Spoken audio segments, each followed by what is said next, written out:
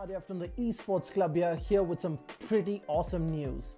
Now, as you probably know, we've been running the WD Black TEC League for Rainbow Six Siege powered by LG Ultragear for the past few months. As we come into August with our final season of the league, we wanted to celebrate with you guys who have made this an amazing experience and an extremely successful esports event. We've teamed up with some of our favorite partners to give away an entire esports PC for one lucky viewer. Yes, one of you is going to take home a complete PC featuring some of these awesome parts. First up, we've got the LG Ultragear 27GL 650F gaming monitor, 27-inch, 144Hz, 1ms with an IPS panel to make sure you're at the top of your esports game without sacrificing picture quality. Then we've got an amazing lineup of accessories coming in from HyperX to make sure that you're always on top of your game. Cloud Stinger Core gaming headset. For the keyboard, you've got the awesome HyperX Alloy FPS RGB mechanical keyboard. Then your mouse is the HyperX Pulsefire Surge. It's got a brilliant RGB all around the mouse. For the mousepad, you've got the HyperX Fury S. That is the speed edition of the extended mousepad. And then of course for your memory, you've got the HyperX Fury RGB RAM. You've got 16 gigs at 3400 megahertz. Next up, we've got the WD Blue SN550 NVMe SSD to make sure you're spending as little time loading and booting up and spend more time gaming. And then of course, at the heart of this PC is the Ryzen 5 3600X CPU. Now, as you know it, at the heart of every gaming PC is a great GPU. So we've teamed up with Zotac Gaming to give you a brand new RTX 2060 because frames win games and there should be nothing between you and top of the line performance. Next up, we've teamed up with NZXT, who make some of the best and most premium PC components on the market. Powering your PC is going to be the C850 fully modular power supply, and your cooling solutions are going to be taken care of the Kraken X63 all-in-one liquid cooler. Now, we wanted to make this PC something truly special, and while the NZXT H510 Elite is a great cabinet for anyone, it wasn't enough. We teamed up with NZXT to give the winner of this giveaway a brand new NZXT H510 Siege Edition cabinet. This is a limited edition licensed Rainbow Six Siege themed cabinet from NZXT. There are only 500 of these in the world and just a handful coming to India. The side panels of this cabinet are themed in the wall and door reinforcement designs from Rainbow Six Siege, and there is an illuminated 6 icon on the front panel along with a 6 icon charm and a puck in the signature breach charge design, which is only available with the H510 Siege. And one lucky winner on this giveaway is going to get a full esports PC sitting inside this beautiful cabinet. Now that you know everything that there is in the giveaway, the question is how you can take part. Well, it's fairly simple. First, head on to the link in the description of this video. Once you're at the giveaway landing page, fill out your details and follow the instructions. First, head on over to Facebook, make sure you're following us. 2, make sure you're following the Esports Club on Instagram. And 3, make sure you subscribe to us on YouTube. Simple so far. Now the interesting part. In a 1-minute video on Instagram, tell us why you deserve this epic new PC from the Esports Club and all our partners. Make sure you follow the instructions carefully, use the right hashtags, tag the right accounts, and you can be one step closer to winning this epic setup. Now that's it guys, just a little bit of work and you can be one step closer to getting yourself your dream PC. I'm Captain Arya and this is the Esports Club, and we hope to see you in our next tournament.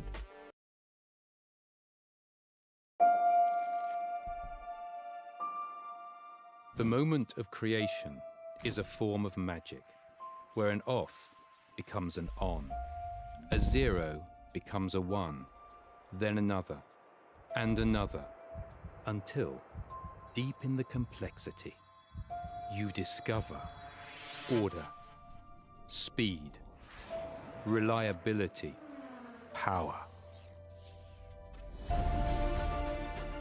Experience the WD Black NVMe SSD.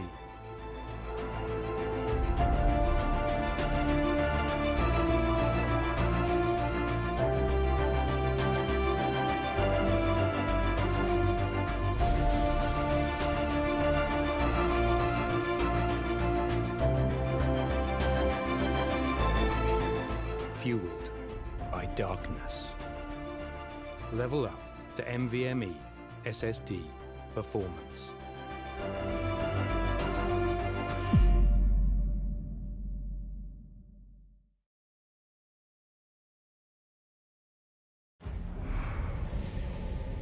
Numerous forces aimed at the Earth.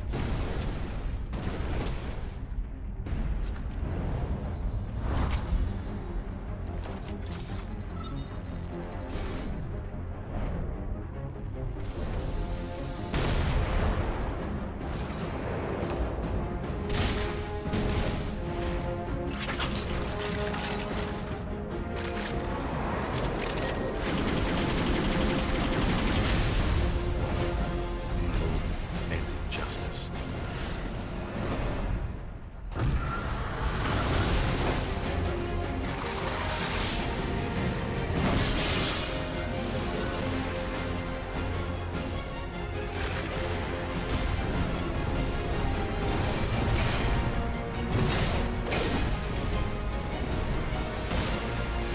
Let the glorious battle begin.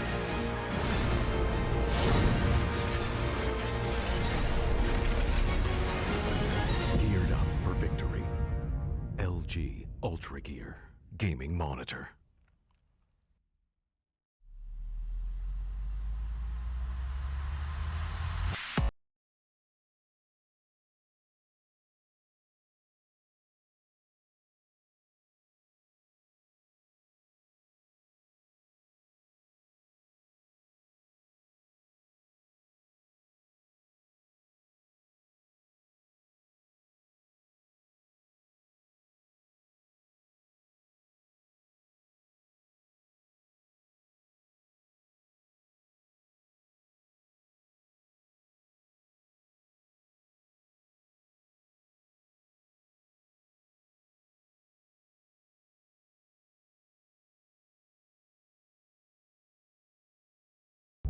Ready to breach.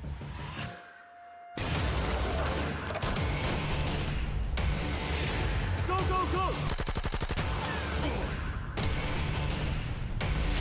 Follow my lead! Flashback!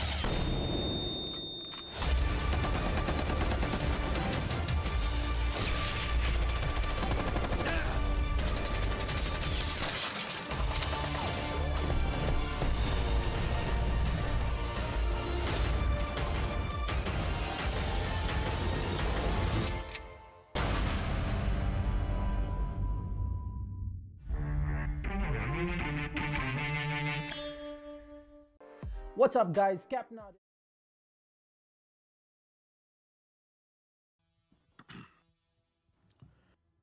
Alrighty then, ladies and gentlemen, welcome back to the WWE Black D Esports Club League for Rainbow Six Siege, powered by LG Ultragear in association with AC Fibernet, Zotac Gaming, and Games The Shop. I'm your host, Blackjack. Joining me is my co-host, Ham and Foxy, and our analyst, Babagusa, as we are here for the beginning of Division 2 in Season 5, ladies and gentlemen. I had to pause right there. But yeah, Season 5 it is.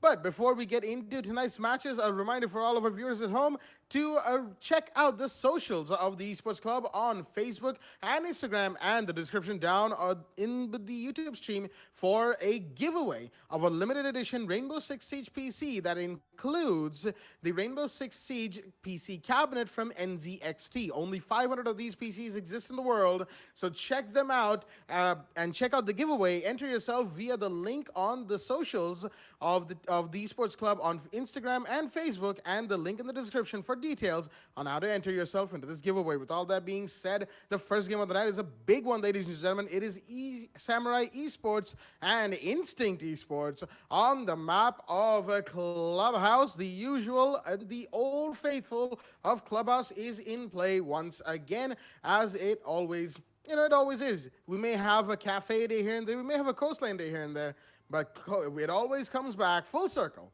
to Clubhouse. With all that out of the way, Baba Gusa has some interesting thoughts to share from the analyst desk about this game that we have on hand. Baba, over to you. Well, Jack, it is going to be an interesting match indeed. Esamurai Esports used to be former Hoffen Esports. In Season 3, we actually did see them claiming third place and promoted to Division 1. But since in Division 1, there are lots of teams that they need to be careful against. Well, looks like Esamurai wasn't even that careful as they were relegated to Division 2 by only winning 2 matches, which was against Kira and Demos. Well, if I look down on the side of Instinct Esports, they have also been the same thing.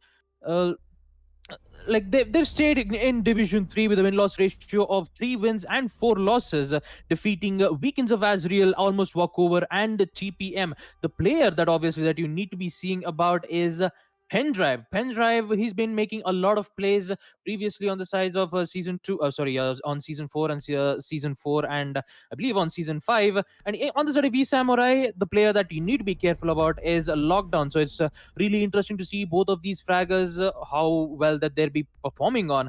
Coming to the community votes, the viewers have given Samurai Esports 59%, whereas on the side of Instinct Esports, they have been given around 41%. Well, that's all I have, Jack. Back to you. Thank you for that introduction into the game, Baba. And of course, we are here on the ban phase on the match itself, which is underway. We've got 3 bans already done and dusted, and those are the Thatcher, Nomad, and Wamai. When it comes to Clubhouse, fairly standard bans right here, seeing as, of course, especially the Wamai in recent days, because the CCTV hold on the second floor, especially the Wamai holding down inside of Garage Catwalk, is a particularly hard one to flush out, especially in this sort of a matchup where both teams have shown exactly how effective these Wamai holds can be. The last ban on the map is the Kaid, once again, fairly standard Clubhouse bans. As Thatcher's band, might as well take the Kaid out. At least that's what the side of Esamurai were thinking in their bans. Nomad and Lumaya are the bans from the side of Instinct Esports, and let's have a quick look at both of the rosters we have in play today. From the side of Esamurai Esports, we've got Paktoon Kid, Hamza, Killen, Lockdown, and Fankel. And from the side of Instinct Esports, we've got Pendrive, Asterix, Kurosaki, excuse me right there, and Akonda, and of course, do I say the full name or do I not? Pika. Yeah, I'm just going to leave it at that. But yes, these are the rosters that we have in play today. And the first round is underway as well, ladies and gentlemen. A huge game, a hype game, which is going to start off at Basement Church defensive site. Foxy, the mic is yours. Thank you for that beautiful introduction into the match, Blackjack and Baba Gusta. So, interesting, once again, we are caught off in the crossfire. In fact, both these teams, once again, coming back to Division 2, the Bloodpath Division, the slaughterhouse. We've got Instant Esports topping Div 3, making themselves, getting that top 3 spot. In fact, they did come, I think that was third. First it was Havox, second I can just not remember. It was third. They got the promotion, and Samurai Esports just not able to survive Division 1, and they are back to Division 2. So this is exactly what I was talking about. This kind of dynamic is what we'll get to see in this division, and more of that is what we're expecting from them. But a bit of a server lag, I believe that is. Are the player experiencing that as well as just a spectator bug? Anyways, but yeah, coming back to what I was talking about, both these teams having themselves, the best. One of them the best of their division, the other not a great time in the top division, but still, that is a great duel that we like to see. Especially both these teams have been around the league for so fast, for so long, and Clubhouse happens to be the home map now for the Esports Club League. I mean, we've seen Clubhouse a little too much. Well, we'll run a quick statistic on that later on how much though, but for now it's been a little too much. But look at the Zamayash being exposed by the Zofia drone already. The Zofia just could go wide a little bit, and she would. That's a free kill. Anaconda goes down. That's a huge misplay, but the Jaeger is here to finally get another frag for his team. That's a bit of a, in fact, a whole lot of mankind is stopped. There's 2 people down, and a 3 vs 4 is stopped. It's not in the favor of the attackers. Esamurai Esports taking a lot of damage here. Definitely they've got the flank watch coming in, but there's somebody else who's interested to flank them right now. That'll be the push up from the Bandit. Oh, he's going to get the frag, but he'll be refragged right back in from Killen. That's a perfect flank watch, but at what cost? They've already lost. The other attacker that is a bug taken off the board. Hamza takes the fall. They're still seeing the push up coming in from Killen. Maverick pushing up. At the bottom of the main stairs, he's still not found anybody, but no, he's not expecting that the surprise wall opened. He's got the shield to worry about as well, but the white P comes in from Valkyrie. She's just going to fall back. Still, the drone works coming in from lockdown. It's not looking great. Not a good start. Esamurai Esports definitely facing in the heat for being on the attack. Map like Clubhouse. Definitely have seen better openings in Esports, but looks like they're here to dominate in the first round already. 3 versus 2. A lot of time being wasted. This comes down to these gunfights that Sem will have to win. The push-up is in once coming in from blue. The others from... Oh boy, that's a bad grenade. The others from the side of tunnels. He's still got to push up carefully. Gonna have to use each other's distraction, but that won't be the case. Oh, he's gonna burn him to death. No, that'll be Killen getting a double kill from him. So that's a triple for him this round. It's been amazing. Suddenly, no 1 versus 2 now. Pika has to go for the flank. Has he been heard out? No, yes, he has. And now they know his position. And suddenly turning the advantage of ESM. That was some amazing play from Killen. Definitely getting that triple K on board. He's gonna move in. Capped up, being spotted, and that'll be Esamurai Esports somehow winning that round. That was completely instinct Esports round. Somehow ESM outfragged them. They just did it. Killen. It doesn't matter what you've got on him. He's always been this one very important fragger for his team. He's been that throughout the league, and he's just keeping that up. That was an amazing round for ESM. They won that 1-0. On a map like Clubhouse, we've got the attackers once again starting up strong. ESM definitely bringing in the big guns and showing the kind of firepower that they have to show against Instant Esports. Let's see what round 2 brings us, but for now, Blackjack, what are your thoughts on this match? Well, I'll tell you this, Ms. Foxy, that first round had a couple of pretty interesting pushes and defensive holds from the side of both these teams. First of all, the Zofia pushing through dirt, getting in, getting the Meister, trying to get back out quickly, but there was a Jaeger to refrag instantly. And I'm actually pretty curious to see why Instant Esports had their Meister positioned very, very close to the dirt door and not back manning the open wall inside of a church. I mean, you'd think he would be better suited with his LMG. Maybe they're afraid of him being pushed by dirt.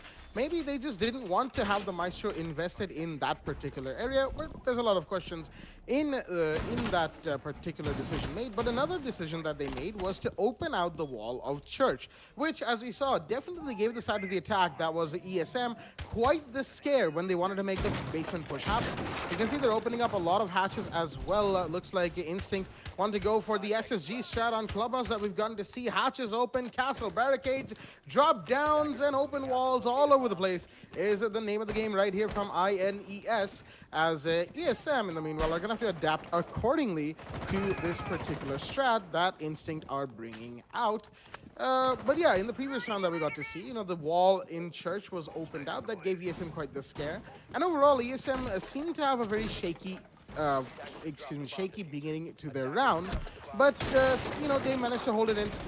They have managed to hold it in well enough to come back towards the end. Killen with his triple kill, very well done to the man to give his team that break that they needed. Asterix right now, he's taking a bit of damage here in bar. He's got to be careful on the fights that he picks. There's no flank watch on the central hallway, so he's going to be probably using this for a rotate potentially. He's trying to find some angles, but no, he won't. That impact grenade, no, it's not going to give his position away because the attackers have dropped down. He's going to see them. He's going to attack the walk up. He's going to get one. Not quite. Yes, he does finally. But there's Paktoon Kid the Ash. He tried to impact him, but didn't quite work. The kill is in from Paktoon Kid, who's gotten 2 right now. The Montana's pushing in the meanwhile as the side push has happened. Lockdown's already in there, but the Ash with the diffuser is low on HP in blue. They've got to make sure that they get this play done, though. Maverick, in the meanwhile, inside of dirt, he's low on HP. So is Pika, mind you. The smoke has pulled back, seeing as his position is being pushed by 3 attackers. He's got 1 down. He needs to get a couple more, and he'll be pushing up accordingly. Shotguns come out, and it will, excuse me, deal some damage in the situation, as the side of ESM will be looking to...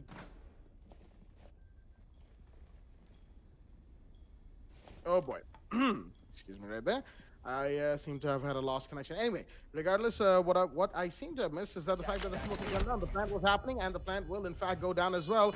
There goes Anaconda was trying to make a bit of a retake. It's all down to Kurosaki and a 1v3 post plant. He won't be able to do that either, as Fankel will be taking that kill, and that is going to give the side of ESM another round. Round 2 goes to them. This time a little bit better. They recognize Instinct Esports going for a very heavy roam strat and decided to push site instantly. Getting that done, getting in, getting the plant down. They had a bit of difficulty, but they managed to get it done regardless. Second place CCTV is going to be the side of choice on round 3, and it's 2-0 in the early game for the side of Esamurai.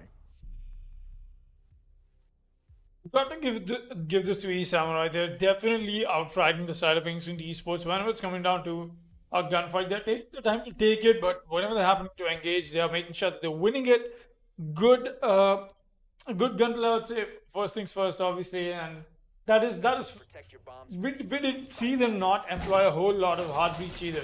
They're just making sure they're making the pushes happen at the right time, at the right moment, getting those early frags in, not losing the advantage early as well. And if they've gotten the advantage, they're keeping it. Really well done. Another round from the side of Esamurai Esports, but let's see what happens. Instinct Esports will be switching up the sides finally. You got to see them go on the side of Cash and CCTV this time around. We got the mute being employed. Bandit will come out as well. The Jaeger, very standard. We got the My Bank coming in, so Pika will be running the dog. You need somebody to hold on rafters, and dog, very good pick indeed. And Ancient Esports, maybe they are trying to find these little gaps somewhere, they can just pick a fight against these Samurai Esports, that one influential 1v1 that you want to win, and you just want to keep winning those. Try to even the odds here, but that kind of aggression is being stopped from the side of Samurai Esports, not allowing to even try and push past that barrier. And look at that, Asterix is going to open up with a nice bit of a passive-aggressive spawn peek. He's going to get the first frag in, and that's for Toon Kid off the board. Not sure where that went off, but that's definitely something very useful. That'll turn out to be very influential as well for the side of Ingston going ahead in the round. An early advantage, early man count advantage, very necessary. Hamza will be pushing up. A little greedy to try and get the refrag in, but it's a little too late. And maybe he should not go for a peek. That is something that he's not expecting to be doing. Lockdown still pushing over the Montaigne. I'm not sure if the Montaigne pick is really working out for them. You've got to be very careful about this. Hamza trying to be very, very ecstatic here. Wants to try and find the bandit, but there's no trick coming in fact. He can just peacefully go in for the breach, and that is exactly what I think they'll be doing. But the lockdown has already pushed in. The Montaigne is pushing up. Asterix meanwhile on the double kill. I'm not sure who's found this time. That's Hamza. That's your buck off the board. Wants to go for this flank. Pendo is the one who's found Fankel. Killen and Lockdown. All that is left. Lockdown's pushed up aggressively into rafters. But where is Killen? He's nowhere to be found. He'll finally come into Stockroom. He's going to be found by the Jaeger. There's a double duty coming in on him. He's going to find the first try. Pendrive takes the fall. They're still coming in with Asterix. He's going to get the triple kill this time around. It's all around the Lockdown. He's being pushed up. There's nothing the Montaigne can do at this point, and no, he won't be able to do anything. Instant Esports putting round 3 on board. That early aggression working out for them. Really well done. Finally, this is exactly what I was talking about in the prep phase. Going in, picking that 1v1 and winning it, and just trying to keep winning those 1v1s. Really well done. That aggression paid out for them. It didn't wait for the standard classic clubhouse stuff to happen, the breaches and whatnot, and the denial. Didn't matter, didn't care. Go for the peak, win the fights. That's from the side of Instinct Esports. 2-1 is the scoreline. Round 4 will be underway, and we are going once again back to Church and Arsenal Room. Basement Church and Arsenal is going to be the side of choice once again. And just like you said, Foxy, they're taking the initiative, the side of Instinct Esports, getting those early kills as and when required. And more than that, not allowing ESM to settle into the clubhouse rhythm that we have seen when it comes to that top floor site. Getting the breaches done and all of that. None of that was, they couldn't really go for it because their friends, their teammates, were dying all over the place, and they had to get in as quickly as possible. and to support, but unfortunately it didn't quite work out for the side of ESM. That's why Instinct Esports were able to comfortably take round 3, and that's why we're going to be seeing the 2-1. INE is finally putting their first round on board, and not a moment too soon, because that first round is a very important first round indeed. You want to get your foot in the door, you want to get your ball rolling, and in the game that is Rainbow Six, that first round matters so much that, without getting that first round in, there's no real way to actually make a statement. Instinct Esports right now, they'll be looking to equalize 2-2 here at the pretty much just past the midpoint of the first half of the game, as Esamurai, they just want to extend their lead. They want to make sure that going into defense, they have an advantage. Just seeing as, right? That is the bandit right there. Asterix comes out of nowhere onto Garage, and Lockdown goes down. He was not expecting that, and neither were we, ladies and gentlemen, as Fankel finds one. But will the bandit find him? No, the runout's in, but the bandits managed to pull back in the nick of time, as he's going to fall back into Oil Pit as well. Took a good early kill. Fankel himself was a little low, but Pendrive was the man to go down in that gunfight. Excuse me right there. As right now, vertical lines of sight are going to be established. That's the Buck who's doing his job. Lockdown would have assisted him in this endeavor, but Hamza is currently all alone with the vertical plays that need to be made. Pakhtun Kid could help him out, with his breaching runs, on the lifeline of the Zofia, but so far none of that will be happening. Drones are coming out as ESM will be looking to get the hatches done. That's Fankel, the Hibana, doing his due diligence, getting the hatches done with the Exkyros pellets, as right now the game seems to hit a bit of a standstill in terms of taking those gunfights. And that's why we're seeing, not much happen in general. Just, never mind. There are stuns coming out towards the side of blue, and that will alert the defenders of a potential push coming in towards the blue area, as Killen's grenade is going to find Kurosaki. That's unfortunate. That was the Ella. However, Asterix is going to find one. Paktunki finds another. Killen goes down. Asterix with a triple kill. The man's going off this round, as Hamza and Fankel are the only ones remaining. Fankel's gone down. That's Pika, taking that kill, as Hamza, the last man standing, the Buck on the main stairs against 3 very angry defenders who are hunting down his current location on the main stairs, just on top of it. The man wants to get as many of these kills as he can, maybe even a clutch, but he's got to get the diffuser in first. He's got 40 seconds to do that, less than for that matter. As he'll be peeking around the bar hash, he's going to drop into Moto, and he's going to come in slowly, get the diffuser. But there's the open wall. There's the smoke playing around. The canisters are there we go. The canister stopped him from moving in from the Moto door. He had to go to the hallway, and Asterix was waiting with arms wide open for the Buck to peek around. There you go. The kill is confirmed. Asterix with the quad will give Instinct Esports round 4 on Basement Church. So that's a good score I'm looking at right now for Instinct Esports. They bring in the equalizer and making sure that they're staying on par with the heat that ESM has brought along with them. But now, this is where things will get interesting. This is where things will get spicy, because now, as these 2 rounds, that'll be very influential on the way whoever walks past halftime and the way the rest of these rounds will be played, in whose advantage, in whose disadvantage, or will the scores still stay equalized in the first half? That's a real question. We're seeing the Mira pick come in, surprisingly enough, from the side of the defense, but it's going to be on the side of Gym Bedroom, so I don't really blame them. I've seen Instinct Esports do this before as well. In fact, if not this before, I've seen this huge implication of Mira for some reason in many of these Bangladesh teams. It just happens to be there's always some sort of implication to Mira in some way. I'm not saying using Mira on Gym Bedroom is bad or something. It's not orthodox. No way what I'm trying to say that. But whenever we see an opportunity where Mira can be used, it is used, and that's great.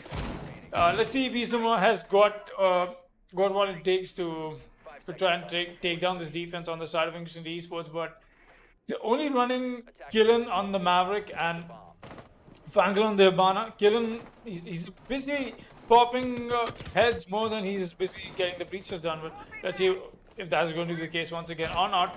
Going into this match, we got Killen.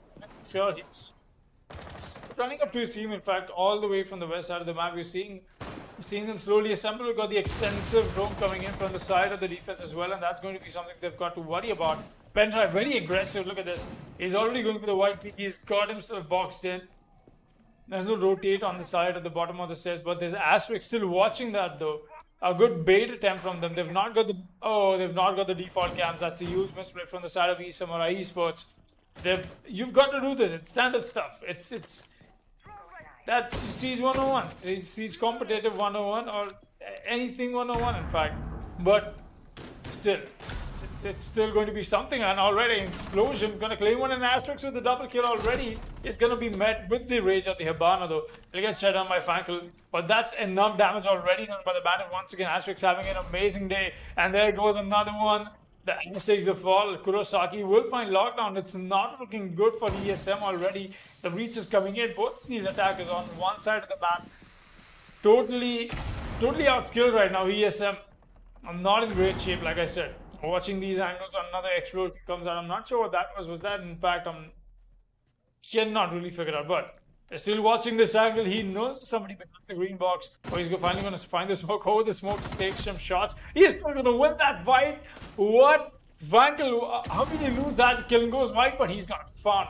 And in fact, that's going to be Killen finding Kurosaki. 1 versus 3 is still left for him. This will be the quad clutch, in fact, for Killen if he happens to make this. 1 minute left, and he's got to make the push-up happen.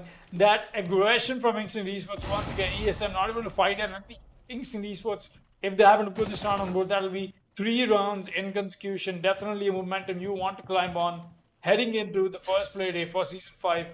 Let's see if that's the case around Killen. Very scared right now. He knows that these cross angles are being watched, and God knows the moment he happens to walk through that doorway, what angle he's going to have to worry about. Still waiting for this 30 seconds off the board. It's just a tactical timeout for his team, and not much that he can do either. I don't really blame him. I mean, it was a little bit of a misplay from the side of Esamurai Esports. Just not able to coordinate an attack good enough to break down whatever Instinct was bringing in. Just trying to move in. Killen has made his way through one of the rooms, but met by the Castellani movement. Now 10 seconds left. He's got to make this push happen. They're going to go in and will be found by the Castle, the White Peak. And in fact, that was through the wall a little bit. The headshot did come in, so yeah. Anaconda with that kill. And Instant Esports, like I said, 3 rounds in consecution. Definitely a momentum you want for yourselves. Round 6, the last round before the role swap, will be into play. And Blackjack, please walk us through the scoreboard. Well, 3-2 is the scoreline, Foxy, on the 6th round, which means that this is, of course, the last round before roll swap. And the side of Instant Esports are up by 1 round. They're in the lead for the first time in the match, and in the first half itself, this is good initiative being shown. And look at Asterix right here. 12 kills to the man. Such a performance from the Bandit. Well, the man's been playing Bandit pretty consistently throughout the entire game, and he's pretty much done most of the killing work for the side of Instant Esports. While for the side of ESM, we did see one of their players up at 7 kills. Didn't quite get to catch his name right there. But regardless, ESM with a bit more of a shared kill feed, as I like to call it, as they've had their players doing their work, getting not only the utility and breaches in, but also popping heads as and when required. While Instinct so far have somewhat been dependent on Asterix. The man's been pulling a massive game, and so far, playing the Bandit seems to have worked out for him. He's swung wide, he's gone for a spawn peek even a couple times, and just getting those kills in general has been pretty good for the side of INES. Right now, they're on defense, of course. Being on Clubhouse and being on defense means you get that defender-sided Clubhouse advantage that all of us are so familiar with. But regardless of that, ESM, the way they began in the first 2 rounds, the first round, sure, it was a lot closer than the round history would probably give it credit for, while the second round was somewhat more comfortable for the side of ESM. Instinct on round 3, they changed up sides. They came to second floor CCTV, and they took that site by storm. Then they went to Basement Garage again, Basement Church that is. And when they went to Church, they completely destroyed the side of Esamurai off the beautiful 4K that Asterix, the Bandit, pulled out. GM, of course, we saw what happened just now. Once again, a failed push from the side of Esamurai, As right now, round 6, they're going to be looking to get their breaches done. This time is the Maverick. You can see him, just making sure he's getting all the bits and pieces of this hard panel done and dusted, while he's got Tourniquet for support, doing a little bit of pre-firing, getting those bandit batteries taken care of. However, the wall's not quite gone yet. The panel's not quite gone yet. Meanwhile, Asterix is gone. Unfortunate for the side of Instinct Esports. They've lost their biggest fragger for now, at the very least in this game, their biggest fragger. But will that really matter? As the side of Killen, that is the Maverick, he seems to be having a bit of trouble deciding whether or not this wall is bugged or not. No, he'll finally get it. All he needed to do was finish off the panel towards the root of the wall. And that's why we're going to be seeing the Ash breach the soft wall open. Meanwhile, Pendrive, he's gotten Hamza. However, he's going to go down as well. And that was Fankel holding down the flank angle. As some feet are going to be spotted, but the Thermite's not going to be finding Kurosaki anytime soon, seeing as, of course, Kurosaki is behind cover. More shots are being fired and exchanged between these two sites, as some verticality is being played by the Ash. That's Tourniquet down below. However, Kurosaki is in a safe spot. He's going to be spotted. However, he's going to have to move back, sees the prone peak, tries to get him, won't be able to. Sees the Capital. He's got to be careful in this peak that he's making. He's fighting 3 operators, or 2 at the very minute, as more of these peaks are going to be spotted. He's being burnt alive, but he's still alive somehow. Killen's found peak, and the meanwhile, that's a pretty big kill as well. But Anaconda's found one in return. Fankel goes down, and Seaver comes in. Will it find him? Yes, it will. The Capital's down. Anaconda's gotten a double, but Killen has a double as well. It's a 1v1 between the Maverick, and the Valkyrie will go down.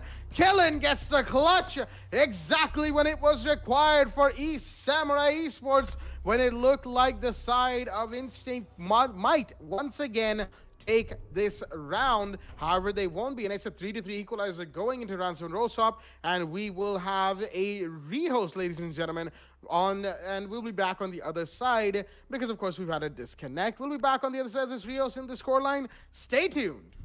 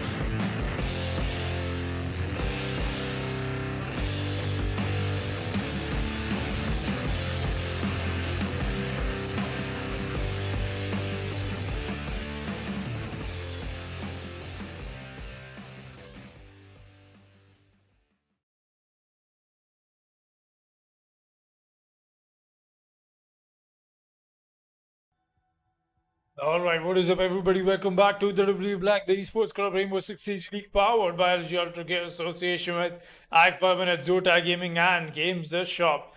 I'm your host Foxtrot, and joining me is Blackjack and Baba Gusta. And in fact, we're back here waiting for the second half of the Esamurai Esports versus the Instant Esports, the first match of the day to start. Baba Gusta, any thoughts going ahead into this second half of the match? How the first half seemed for both these teams? What does it look like? Breaking down all those all those rounds in, and who do you think will take this ahead? Because right now it's an equalizer, 3-3, a very difficult scoreline for either of these teams to step out of. Who will be the final victor of this? What do you think is going to happen going ahead into this match? Well, Foxy, according to a total of 6 matches that I've been seeing currently, I need to give credit to Killen playing as the Maverick. Not only he was just opening up the walls, he was also getting important kills and early flags on the side of defenders, especially on the side of Instant Esports, in which they did, however, got 2 rounds. In the third round, however, it was a little bit quite weird because I was seeing the Montaigne, I believe that was Lockdown, who was playing as the Montaigne, who was trying to contest the Doc, who was on the side of the Garage Catwalk. No one was actually covering the Monty. In fact, most of the time we actually did see asterisks popping off left, center, and right, taking out all of the operators, which led Monty to be all by himself. So a little bit of problems came in. He could have, I mean, the attackers could have used the help of the Montaigne to at least use him as cover, hold an angle to get more kills, but instead going him alone actually kind of cost Esamurai Esports that one specific round. But I'm glad they recovered it on the last final round on round 6 on second floor CCTV. That coordination was really good, Foxy. uh, Especially, one hard breacher killing, opening up the walls of CCTV, and the other hard breacher Fankel, who was playing as the Thermite, opening up the walls of construction, and of course the Capita's utilities to flush out any operators currently being present on the side of cash room, in which Smoke wasn't that fired up at all, because he was just like standing in the deployable shield and not getting damaged quite a lot. He was just standing still and be like, this is okay, this is fine, nothing's going to happen to me. And then he just throws off the C4. He actually picks out Capita, which is one of the most oof moments I've ever seen. But in the end, recovering that round was quite important for Esamurai Esports, getting them the equalizing round that they required it to be. Now, coming on the side of Instinct Esports, Asterix, my man, 12 kills in 5 rounds. That is crazy, dude. That is absolutely crazy. Getting 12 kills in just 5 rounds, playing only as the bandit. He's been carrying out everything for the team. The amount of rotation that he's been making is also absolutely insane, especially on second round when he was playing as the Vigil. He used, with the help of his impact nade, to get around the stock when 2 or 3 of the attackers were already down on the side of Hatch, on the side of Blue Stairs, in which actually did get one of the operators, but he actually kind of got a little bit greedy when he used another impact nade to confirm the kill, while he actually took out the Buck. But it was a really great place coming in on the side of Asterix.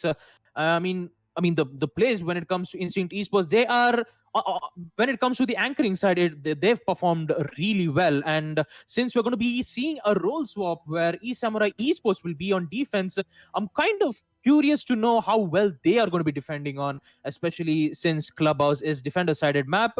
So yeah, fingers crossed. I'm going to, I have absolutely no idea who's going to be winning on. I mean, according to the community votes, I've been seeing a total of 59%.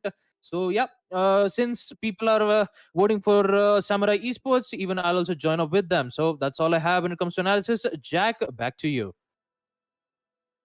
Thank you for that beautiful analysis of the game that we had so far, Baba. And in fact, ladies and gentlemen, we are almost back with the game of Esamurai Esports and Instinct Esports ourselves. We're just waiting on the 5th player of both teams really to join back in, as we've had the reason we went for the Rios regardless is because of a disconnect that came in from the side of INES, and now we are waiting for INES's 5th to join in, but we're also waiting on ESM's 5th to join in as well.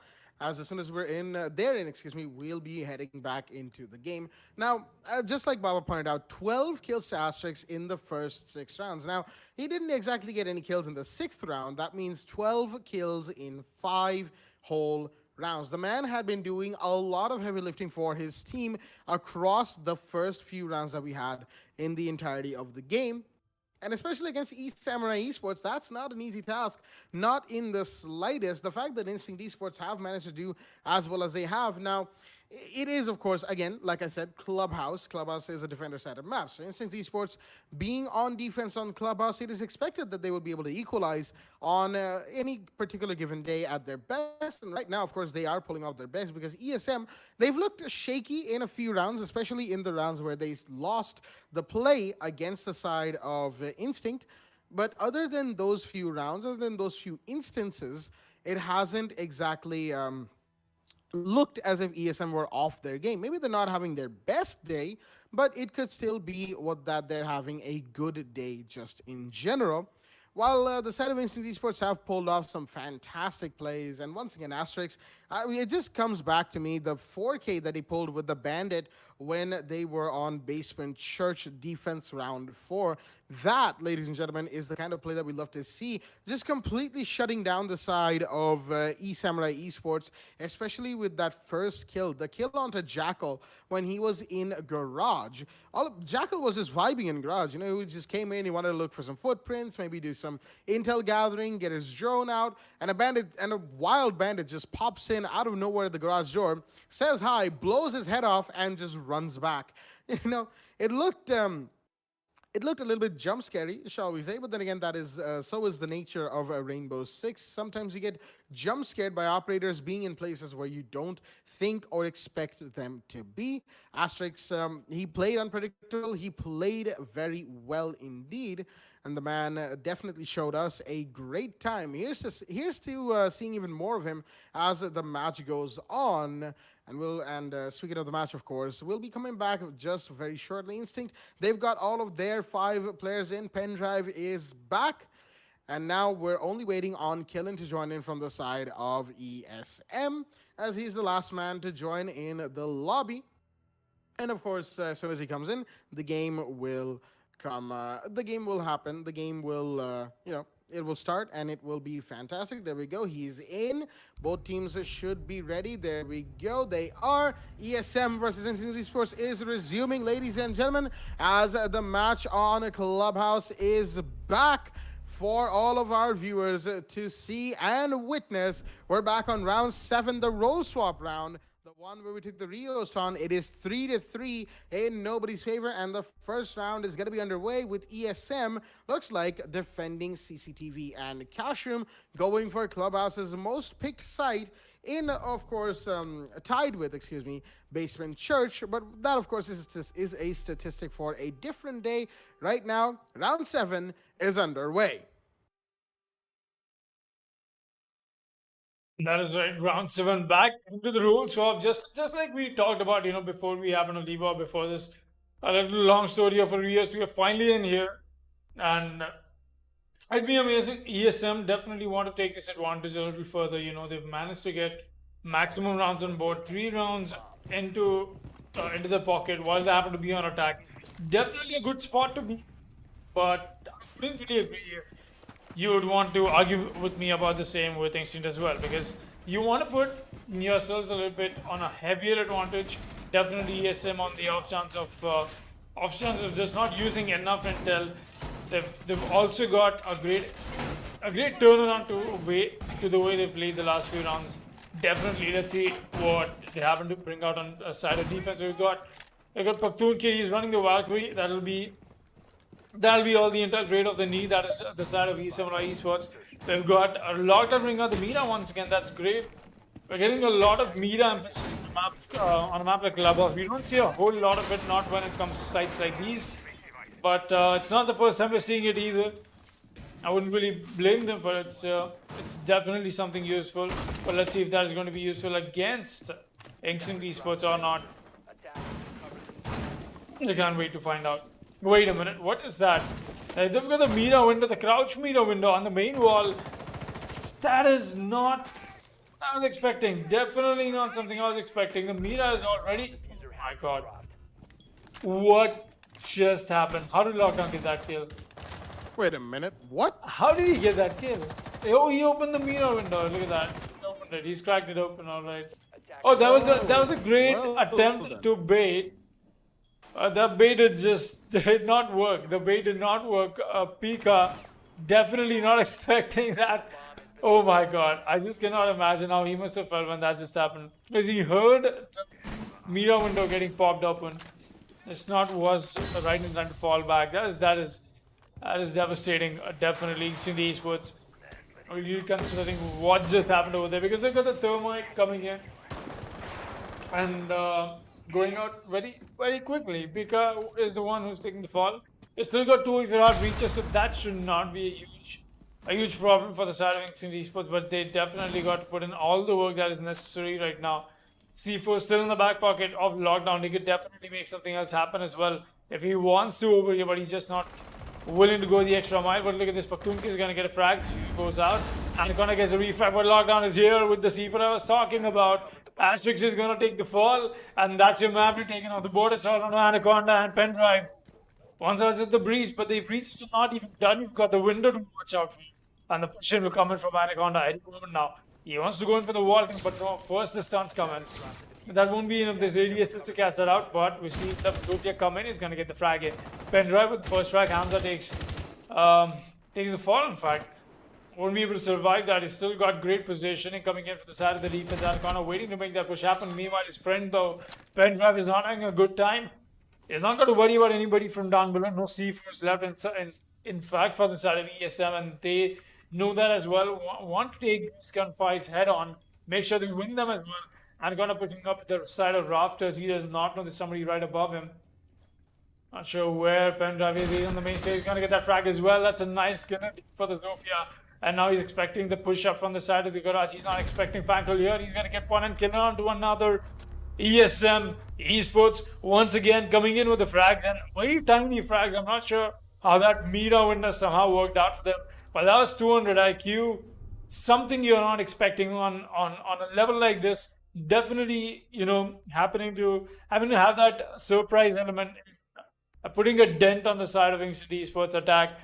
Round 7 did go to them. 4-3 is the scoreline. Round 8 will be underway.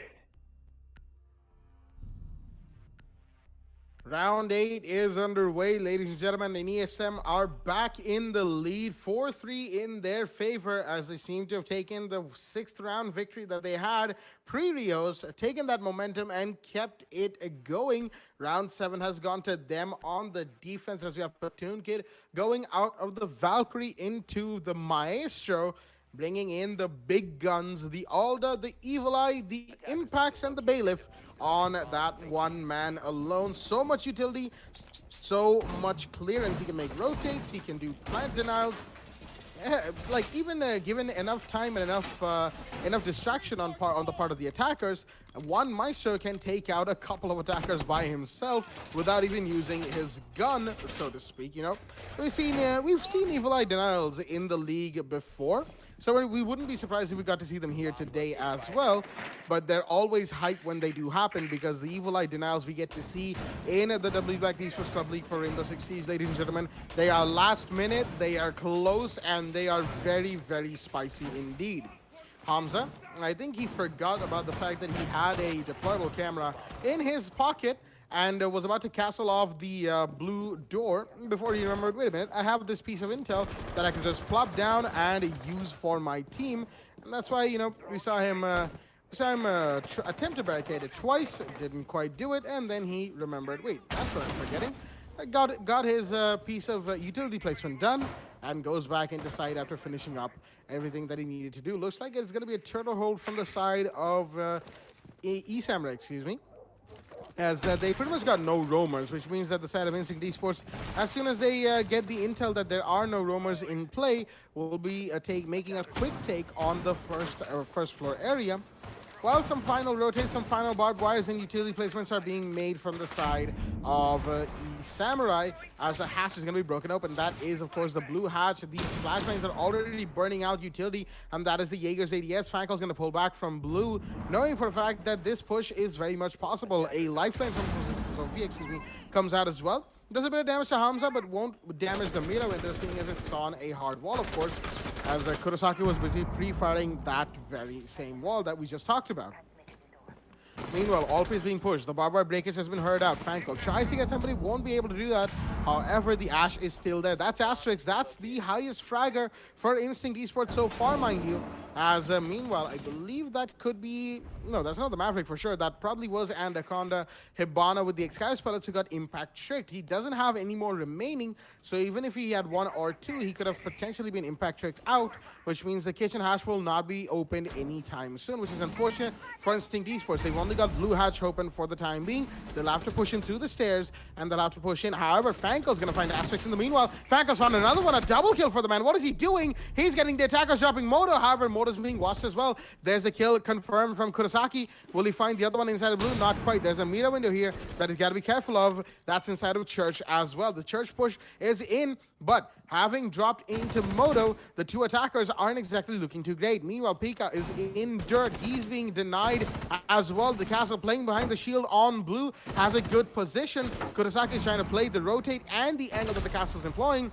He won't be finding anybody, but a C4 comes out, and that was locked down as Killen finds Pika in the meanwhile. Anaconda, the last man remaining, and he will go down as well from a tiny angle that Hamza found on the shield inside of side basement. Church goes to the side of Esamurai Esports, and what a beautiful hold indeed, once again emphasizing on the use of Mira, who is currently unbanned on Clubhouse. And this is why we get to see Mira bans, ladies and gentlemen. That right there, these last two rounds have been why we see Mira bans everywhere, on every map in competitive Rainbow Six. And that is why she has a 64% ban rate as of Year 5, Season 2.2. 2.3, that is, excuse me. Second floor gym bedroom is going to be the side of Church from ESM. They've won CCTV and Church. Gym bedroom is their third site before they managed to go back to CCTV on round 10. But round 9 is where we get to see whether they go match point or not. Attackers need to locate and defuse as many bombs. Definitely, this is going to be the round very, very influential for the side of ESM. Round 9 will be the round, in fact, where we'll get to see if they go to match point. Definitely taking match point and sitting on that comfortable spot of converting this into you're 1 round away from victory. We've seen amazing comebacks happen as well. I'm not saying that's not in the play, but what I'm trying to say is you definitely want to sit on match point. Definitely, you happen to shake off your opponents a little bit. That you happen to sit on match point. That kind of seriousness is sometimes necessary. But going ahead, definitely, it'll be a great fight from Instant Esports that I'm expecting, because they don't want ESM to take that set match point. They want to make sure they put 2 more rounds in. They want to make sure that they bring in the equalizer. 5-5 is what we're expecting out of them. Let's see if this time the side of attack happens to take advantage of this map or not. That was the case. And this is exactly something that I've been saying. Esamurai Esports have been perfectly taking the advantage of being on defense on a map like Clubhouse. We did say Instant Esports take a little bit of that as well, but just not enough. ESM definitely going all in about this. Killen already getting aggressive. He's being spotted out. He's being stunned out of his mind. That's the concussive nades. In fact, on the side of the Zofia, the push-up is happening. He does not notice that. There's no way he makes it out of here, and no, he won't. That's the cleanup. Kurosaki will be the one to finish up on that kill. Somehow that is huge. Coming in on already, ESM definitely getting a little more responsible. Another frag comes in from the drone roll. That's a classic. That is the oldest trick in the book. I'm not sure what the castle will do, and that's why the ban is gone out of abandoned place. Hamza takes the fall, Killen, and Hamza already lost. Already have lost the life. Oh, that's sad. That is sad. Kurosaki is coming with a team kill. That's his own teammate who's being taken out, and that's going to be Pendrive. A Nitrocell comes out. Looks like that is something he wants to go for, but he's got to go for it right now, or it'll be too late. Does he go for it? He's still going to wait for it.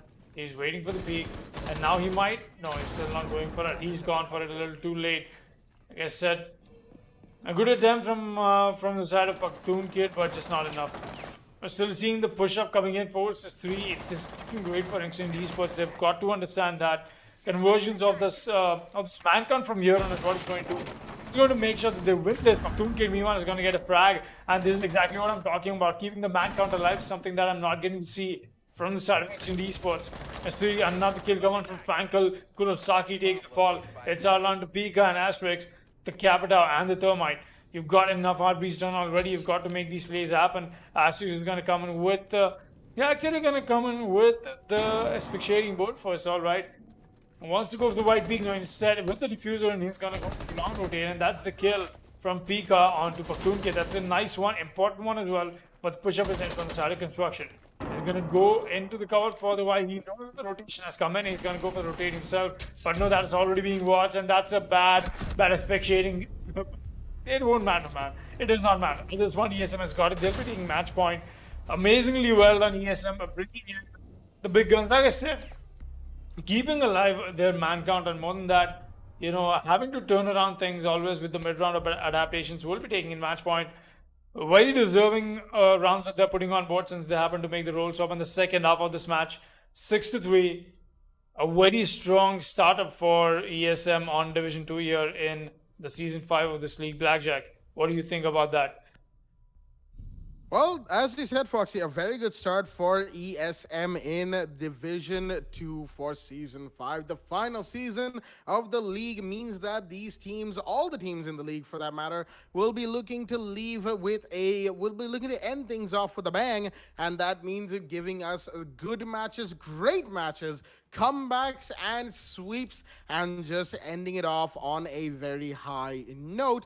And that is what we're seeing here from the side of Esamurai and Instinct Esports. Neither of them are giving up. That's why we see ESM falter in the mid-rounds areas. They start losing bodies, but even in these last 4 rounds back-to-back that they've taken, losing bodies has meant nothing to them. They haven't lost their cool, and they've always kept their composure. That's why they are currently where they are, 6-3 on a match point against Instinct Esports. And that is, and that right there is definitely a big scoreline. They've gotten the match point, which has put even more pressure on the side of Instinct, because now INES has to equalize 3 rounds back-to-back. They don't have any rounds to fall back on. They cannot afford to lose even a single one of these rounds, ladies and gentlemen, because if they do, they will pretty much end up losing, and of course losing means that they will have lost their first game of the season. You don't want to do that, especially in Instinct's position. They've come into Division 2 hopeful for getting themselves a good position by the end, and you don't want to start off with a loss if you want to make sure that position becomes a reality.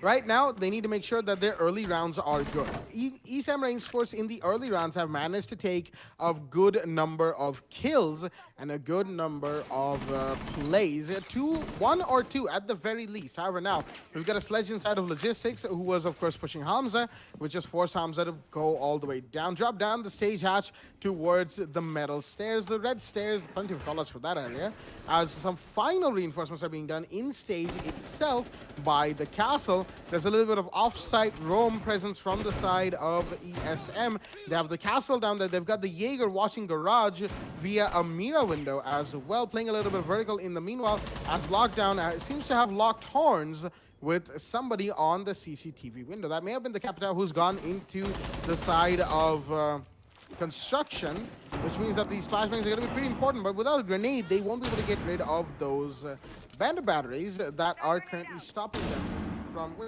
bandit batteries, yes, that are currently stopping them from getting the heartbeat done. There we go, that's the sledge, getting that done. Kurosaki, as the heartbeats will go off on the construction double reinforcement wall, as Pendra is going to find one, start things off, but Pakhtun Kid goes down. Hamza's taking a lot of damage. The man had to pull back for a minute from where he was positioned. However, he's still got a good area that he's looking over, watching over for the matter. As the C4 comes out from the Mira, will not be finding anybody for that matter, does about 0 damage, and that's the Capitao on the CCTV window. Lots of trades happening between both teams, But time is what the side of Esamurai and Instinct need to be aware of. Instinct more so as they looked, oh dear me, that was a Claymore from Pendrive that took down Fankel. He tried to go for a play, but unfortunately wasn't aware enough of where the Claymore was positioned. Less than 40 seconds remain. Let's see who comes out, but Kurosaki will find lockdown in the meanwhile. The Mira is down as Pika is going for the plant. He's gonna be found, and Instinct Esports are still gonna win round 10. The planter was found, but there was the IQ and the Capital to make things happen. And that is why Instinct Esports will hang on to dear life by winning out round 10 on second floor CCTV. And ladies and gentlemen, the score was 6-3. It's now 6-4. And Instinct are on their way to make a comeback. They've gotten the first round, but will they be able to get even more rounds on board? Round 11 is in play.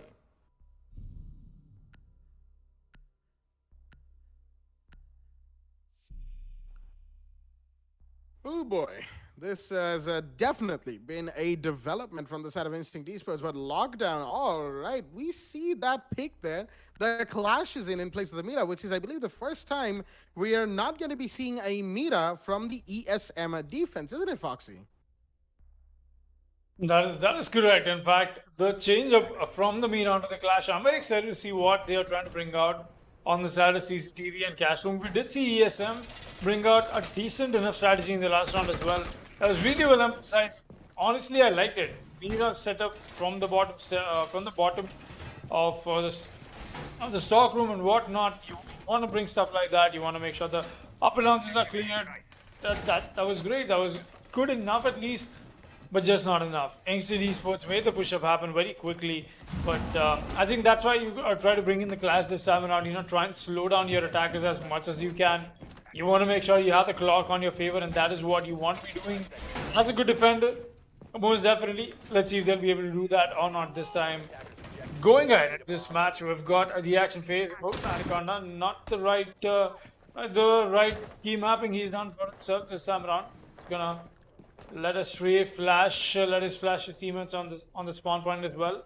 The push-up is in for Pendra already. He's gonna make sure the Claymore comes in first and foremost. Very important, the aggression from the garage doorway to be stopped. You don't want anybody just stray roaming around there. Oh, the rotation is not being made. That's a huge button. The Clash is here to take care of it. She's got the impact nades.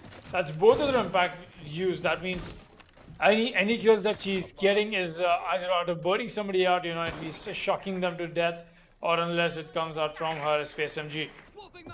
We're still seeing a little bit of a lazy push coming in from the side of Esports. They're trying to be quick with this. We see the breach happening already. I'm not sure where that went off.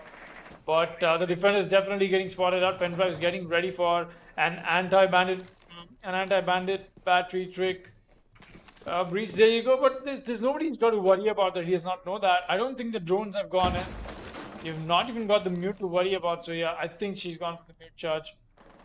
Well, that won't be the case. Trying to watch for somebody, and that'll be the breach happening from Pika. Really well done from the side of Instinct Esports. That definitely putting up the pace here, but just not enough, I believe. It's a lot of time already wasted and not enough map control. You're getting the breach done, but at what cost? A whole lot is still yet to be done. And that brings us to the garage control. You're seeing somebody holding down garage. What is that? That is in fact Frankel on the Jaeger. He's getting burned to death here. It's not the Vomai. He cannot catch the fireballs. Oh boy, he's done. He's roasted. That'll be the captain making sure he comes in with the roast, and the refrag comes right back in. That's going to be Hamza and Paktoon Kid as well is going to get a frag for himself. The push-up is in. P coming in is going to get locked down. That's a class taken off the point of push-up from Zofia. Will not find the smoke. The smoke very cheeky. She's going to have to fall back. Brings out the shotgun. You got this C4 coming in from Paktoon Kid from down below. Will that claim anybody? No, Hamza will claim somebody first in hand. And that's Asterix taken off with the push-up from Thermite. But no, he still wins it. Hamza with the triple kill. Paktoon Kid comes in with the C4. It's a little too late. Oh no, that does convert. And Pendrive will be down for the count. And since he's the Zofia, he's not going to self-revive. And even if he brings it in, he won't. Esamurai Esports will be winning this match. And they will be the victors for the day one of Division 2 match day. That is Season 5. The first match did go for them. Anaconda himself appreciating the strategies. And look at that. The Clash takes the MVP lockdown with that. Obviously, the post-Rio scoreboard is what is giving the MVP to them. But yeah, most definitely, Very well played post Rios as well. ESM brings out all the guns alive. An amazing match that we definitely got to enjoy. Absolutely right there. What a fantastic game to start things off for Division 2 in Season 5, ladies and gentlemen. But that was just the first game, and we do have a couple others for all of our viewers at home. The next one that we have is Vector versus Area 69. However, before we get to that game, we've got some insights and some highlights that Bagusa, our analyst, wants to talk about. Baba, the mic is yours. Well, Jack, it is interesting to see that ESM winning four times on defense in a row from round 6 to round 9, giving Instinct Esports no room to at least get one simple kills. I mean, the Lockdown, who was playing as the Mira on the 7th round, was quite, a kill out of nowhere, taking out a Pika while opening up the Mira's window to take out one important hard breacher, which led the Maverick to open up a wall in which it did not work out yet again, because the C4 comes in to take out the Maverick as well, denying the push on CCTV, gave ESM the opportunity to win on CCTV wall. Now, on the 10th kills, yes, while talking about the ban phase, just like you saw on the last round 11, using Capitao was really a good idea, knowing for the fact that the Vomai is banned and Jaeger's ADSs won't capture the Capitao's bolts, in which is basically a huge counter for them. So yeah, just like I was saying, if Vomai is banned, obviously the defenders need to think something about changing their strategies, and they actually decided to pick Mira, in which it actually did work out on the side of Esamurai Esports when they were defending on when they had a role swap, and Instinct Esports has had absolutely no idea to counter it. And yep, with that, that's all I had. Yes, I almost forgot to mention round 10, where Capitao and Hibana were pushing in on the side of construction, providing, I would say, they were providing a lot of pressure on CCTV, while a Claymore was being placed with the Pendrive, who was playing as, yes, it was Pendrive's Claymore being placed on the side of stage, which denied Fankel going for the flank. If who knows if Fankel did apparently arrived out of nowhere on the construction, taking out two of those important operators, ESM would have got the round. With that, that's all I have. ESM really great when it comes to on the side of defense. They were actually picking up free easy kills, and they were getting 2 to 3 early kills from the past 6 to 9 rounds. 10th round, they had a little bit of problems on attack, but hopefully on round 11, they immediately recovered it. Now, the next match that I'm really interested to see for is Vector Sports versus Team Area 69. So I really can't wait what's going to happen there, Jack. Absolutely right there. The next match coming up for all of our viewers at home, Vector Sports versus Team Area 69. We'll be coming back with that game in just a moment, ladies and gentlemen, as it should be a pretty exciting one indeed. Stay tuned.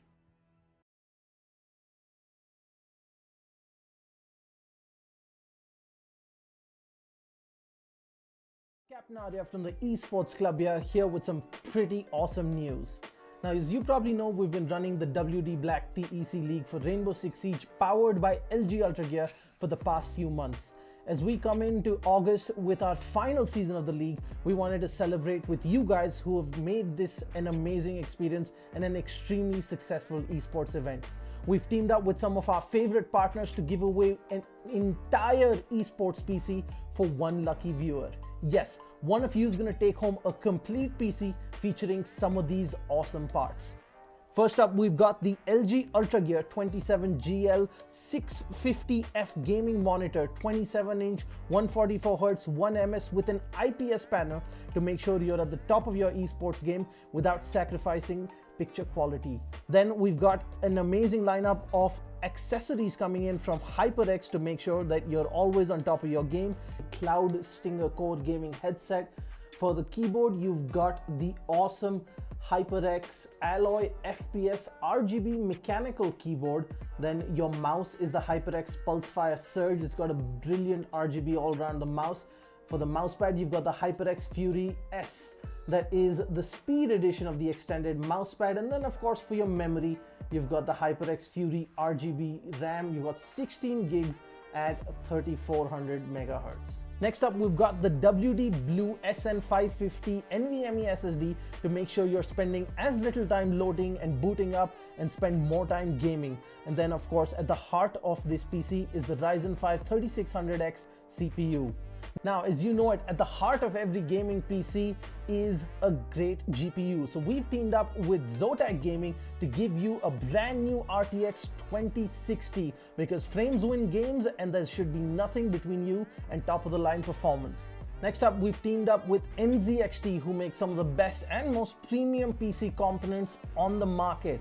Powering your PC is going to be the C850 fully modular power supply, and your cooling solutions are going to be taken care of the Kraken X63 all-in-one liquid cooler. Now, we wanted to make this PC something truly special, and while the NZXT H510 Elite is a great cabinet for anyone, it wasn't enough. We teamed up with NZXT to give the winner of this giveaway a brand new NZXT H510 Siege Edition cabinet. This is a limited edition licensed Rainbow Six Siege themed cabinet from NZXT. There are only 500 of these in the world and just a handful coming to India. The side panels of this cabinet are themed in the wall and door reinforcement designs from Rainbow Six Siege, and there is an illuminated 6 icon on the front panel along with a 6 icon charm and a puck in the signature breach charge design, which is only available with the H510 Siege. And one lucky winner on this giveaway is going to get a full esports PC sitting inside this beautiful cabinet. Now that you know everything that there is in the giveaway, the question is how you can take part. Well, it's fairly simple. First, head on to the link in the description of this video. Once you're at the giveaway landing page, fill out your details and follow the instructions. First, head on over to Facebook, make sure you're following us. 2, make sure you're following the Esports Club on Instagram. And 3, make sure you subscribe to us on YouTube. Simple so far. Now the interesting part. In a 1-minute video on Instagram, tell us why you deserve this epic new PC from the Esports Club and all our partners. Make sure you follow the instructions carefully, use the right hashtags, tag the right accounts, and you can be one step closer to winning this epic setup. Now that's it guys, just a little bit of work and you can be one step closer to getting yourself your dream PC. I'm Captain Arya and this is the Esports Club, and we hope to see you in our next tournament.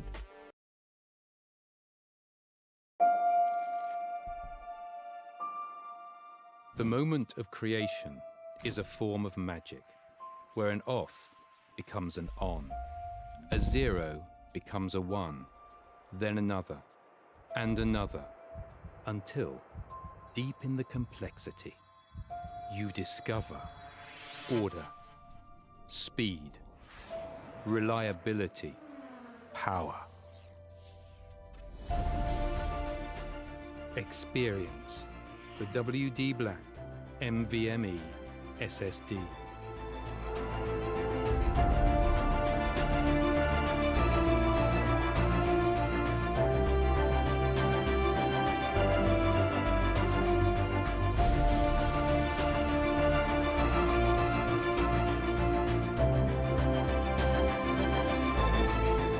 Fueled by darkness.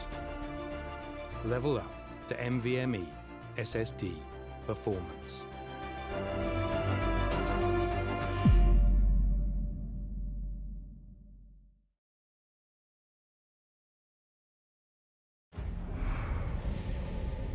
Numerous forces aimed at the Earth.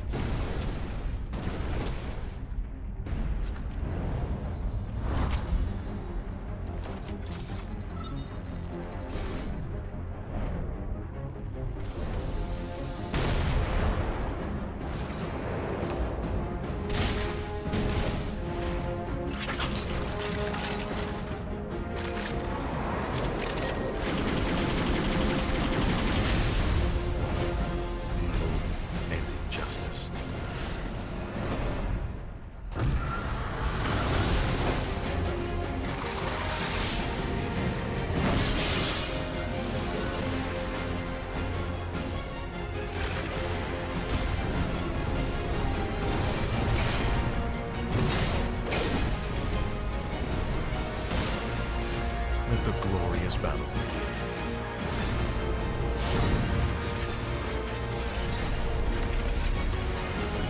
Geared up for victory. LG Ultragear Gaming Monitor.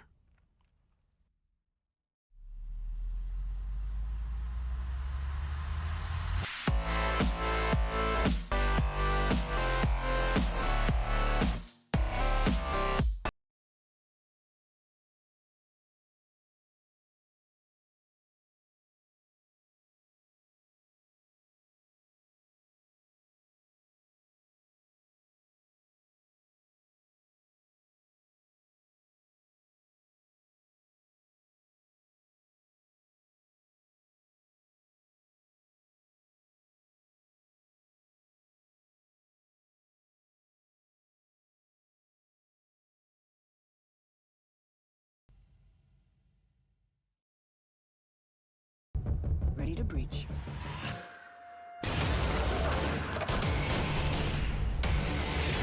Go, go, go!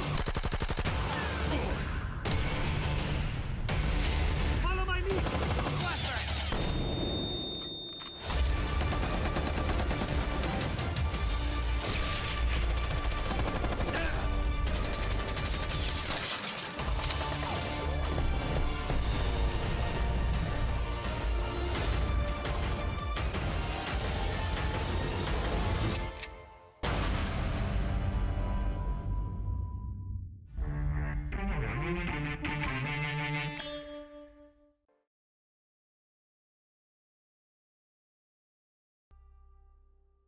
Everybody, welcome back to the WWE Black the Esports Club Rainbow Six Siege League powered by LG Ultragear in association with Fibernet, Zotac Gaming and Games The Shop.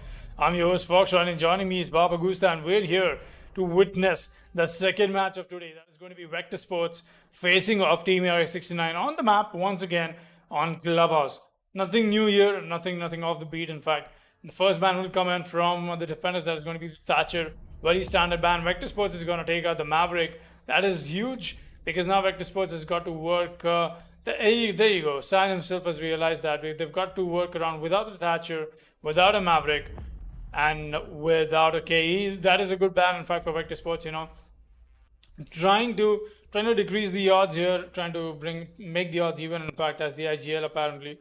But anyways, going at Vector Sports definitely have a little bit of a challenge here to face because they'll have to get in the breaches with a whole lot more soft breach potential coming in from their teammates, and well, let's see how that works out. We got the Echo ban on the board as well. Baba Gusta, how do you think going ahead in this match will fare? But before we do that, obviously let's do a quick introduction for just some speculation from players, people, but quick introduction from both these teams. We've got the new revamped roster of Vector Sports: Cyan, Beaver, Shulker, Sam, and Skipper. You might remember Shulker and Sam from the previous Never Diamonds roster. We've got on the other hand Team Area 69, who've made it fresh from Division 3 into this division. Yakuza, Tertio, Spidey Time, Zimdalove, and Cherry Spider Time. After all the drama that went down, he's still back here playing Rainbow Six Siege, and I mean that's the charm of the game, people. You just cannot leave it. Back here, back playing for his team, making sure he's standing up for it. The 6 pick will come in from him as well. It's going to be the pick onto the Mira. So, coming back to what I was getting at, Baba Gusta, how do you think, what are the odds in this match? What were the community votes, in fact, that we happen to face off? What does the community think? Who takes this match? What's the percentage? Well, Foxy, according to the community votes, we've seen Vector Sports a total of 73%, while Area 69 is around 27%. That is a high margin here. The whole community rooting for Vector Sports to win this matchup against Area 69. I mean, we always know that when it comes to on the side of Vector Sports, they've always been fan favorite.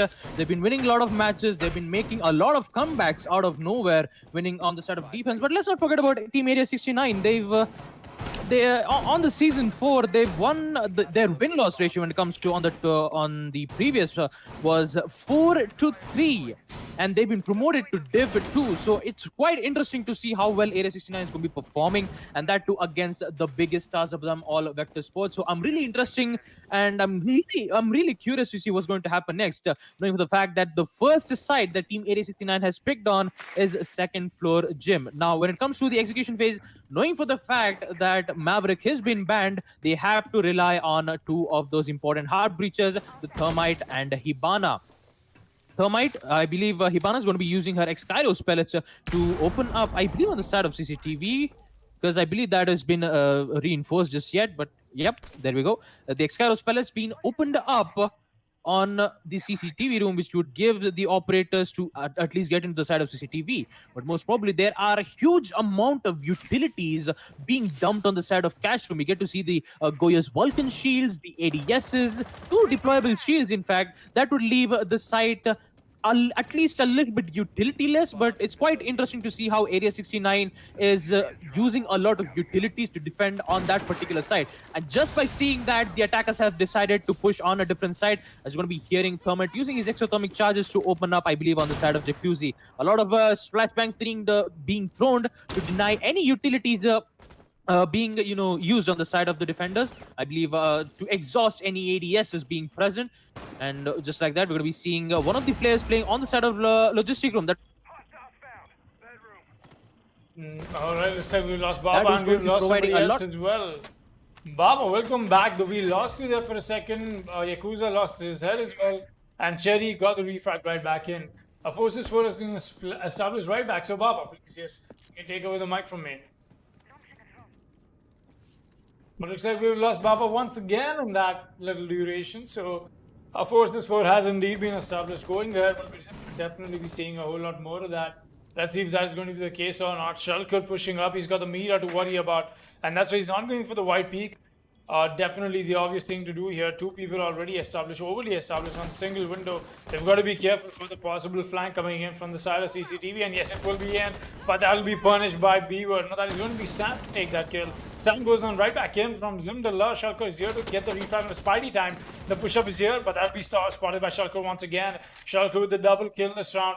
We've got all on to turn show. 1 versus 3 right now. Team Area 69 not off to a great start. Vector Sports definitely looking strong right now. I still got to make this push-up happen. Jaeger will still be watching that. I think 15 seconds and the clock is ticking. The push is in. He's going to be spotted by the Zofia, and that'll be more than glad. That is Sion to take that kill in for himself. And Vector Sports already. A very good start to the round. It does not matter if you not got the Maverick. It does not matter if you don't have the Thatcher. Still want to come alive. Guns blazing, in fact, getting the kills and getting the kills done right on time. Amazingly well. And Vector Sports take that first round and on attack on the map with these bans. Really well done. 1-0, and round 2 will be underway. Well, round 2 is going to be underway, and this time we'll be seeing them defending on Basement Church and Arsenal Room, knowing for the fact that Vector Sports have successfully claimed the site of second floor gym. Using that the second time is going to be a very bad decision for them, knowing for the fact that second floor gym is actually used as a last resort. So they'll be defending on Basement Church yet again. 6 pick coming in with the pulse changing as the Mira, quite interestingly. I mean, it's quite unusual to see players the players not even banning such a important operators. We've been seeing quite a lot of different bans coming in. We have on the side of defense, especially the Kaid and the Echo being banned. Kaid very important, especially with his electro claws. He can be able to electrify any hatches being there, especially on the side of Basement Church. You have one of the hatches being situated on kitchen, one on the blue room, which would actually give the attackers a higher advantageous opportunity to push in on the side as best as they can, especially on the motor room as well, on the bar, in which we actually did see that on the previous round, but this time round 2 will be in effect, and we're going to be seeing 2 of the rotation holes being made on the side of blue room, which connects to the church and the Arsenal room, and I believe one of the mirrors, black mirror, is going to be used at the church to provide good amount of angles. No, it's going to be on the side of the Arsenal and blue room, which no, not actually. I mean, Never mind. They're actually going to use one of the black mirrors on the side of the church to provide an angle from the stairs. So with that, Vector Sports with two of those players, I believe, Shulker and Cyan pushing in on the side of blue stairs. They really need to be careful, because if they get the control on the blue stairs, the defenders is going to be having a really difficult time to contest on that specific site here. Meanwhile, we're going to be seeing two of those players, Toshio and Yakuza, defending on the side of the Arsenal room, as Shulker is going to be performing his duty, hunting the rumors, as he's going to be droning it. Drone will be coming on the side of his friend, I believe, on the side of Sam or Skipper, who both of them are playing as the hard bridges, so it would be best for them to just drone it out. Find to see exactly where their operator's location is, so that they could be able to get as best as they can. I believe I heard a pre-play C4 being used, maybe on the side of Arsenal, hopefully to take out any operators currently being situated on the side of kitchen. There you go. It is going to pop up, but unfortunately you won't be able to connect that, because there is Hibana rappelling in the kitchen window to open up the Hibana pellets. Keep that in mind that the Kaid has been banned, so tricking those hatches out would be an impossible task for Team Area 69 to do it. We now will be seeing Shulker rotating to the tunnels, which connects to the blue stairs, hopefully to get an angle and take out operators by surprise. Skipper, on the other hand, playing on the side of Central Scale, still need to be careful on that Mira Vira. So he's going to be throwing out 3 of those flashbangs to blind the Mira, so that he can be able to push in on the side of Moto, so that he won't be able to get caught in the crossfire, but still needs to be careful on the long angle on the side of hallway, in which Cherry is a little bit tagged out. Now, meanwhile, on the other hand, Sam barely alive with his diffuser on hand, as he's going to take out Yakuza, but he will be traded off by none other than the Jaeger himself. Spidey time playing on the side of blue stairs. A lot of fires being coming in on the side of blue stairs, but in the end, Jaeger will fall down and Shulker will win the fight against it. The plant is going on the side of kitchen, but he is going to fall down. No, he's not going to fall down. Chet is the one who's going to be fall down. And with that, Skipper successfully planting the diffuser. Now it is a post-time situation where they need to figure out on what's going to happen here. And Zim is the only operator remaining. Beaver with the nade to confirm the kill. And Zim having 3 of those smoke canisters, he has absolutely zero idea on where to place it. Maybe he can be able to throw it on blue stairs to go for a proper approach, but sad to say he won't be able to do it. But look at that, he'll be able to find 1 kill, but he needs to find 3 more, and that is going to be an impossible task for him, because he only has around 15 seconds left. Shulker, Beaver and Cyan both holding a crossfire angle, and with Cyan taking that final kill, as you're going to be seeing Vector Sports round. All right. Looks like we had a little bit of a disconnect towards the end over there. But yeah, that's another round, in fact, for Vector Sports being put on board. Team Area 69, fresh out of Division 3, definitely starting to face the heat of Division 2 as well, as we start off with day 1. 2 rounds on board. Vector Sports looking strong and very nice, very good momentum that they've built with the new roster as well. Amazing 2 rounds for them. Round 3 will be underway. Let's see what they bring out this time around. Church and Arsenal room is once again going to be the site. We've also got the Mira from Cherry. So I'm not sure if the same strategy is the way to go about this. Will that work? Will that not? Let's find that out on round 3. It will be underway. We've got the Bandit. He's going to make sure he gets that first denial, and that was very necessary coming down to Vector Sports not having the Thatcher or the Maverick.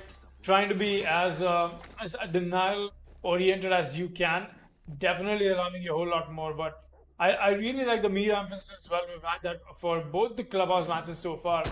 I'm definitely not in the favor of a four clubhouse map schedule today, honestly.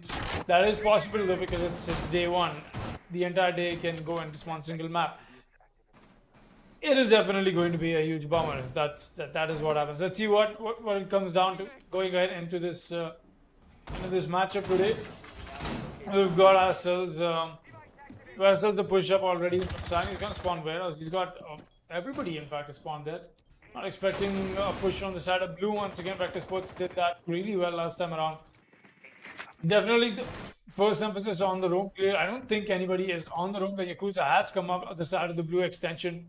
He's going to come up the blue stairs as well. Let's see if he's going to be making something useful out of this or not. Spidey time. The GSGN brothers very happy. If you want to put them on frag duty, they will be more than happy to make sure they deliver. Spidey time is just going to fall back. Yakuza, though, is waiting for the right moment to go for this push-up. But Cyan is the one who's already pushed in.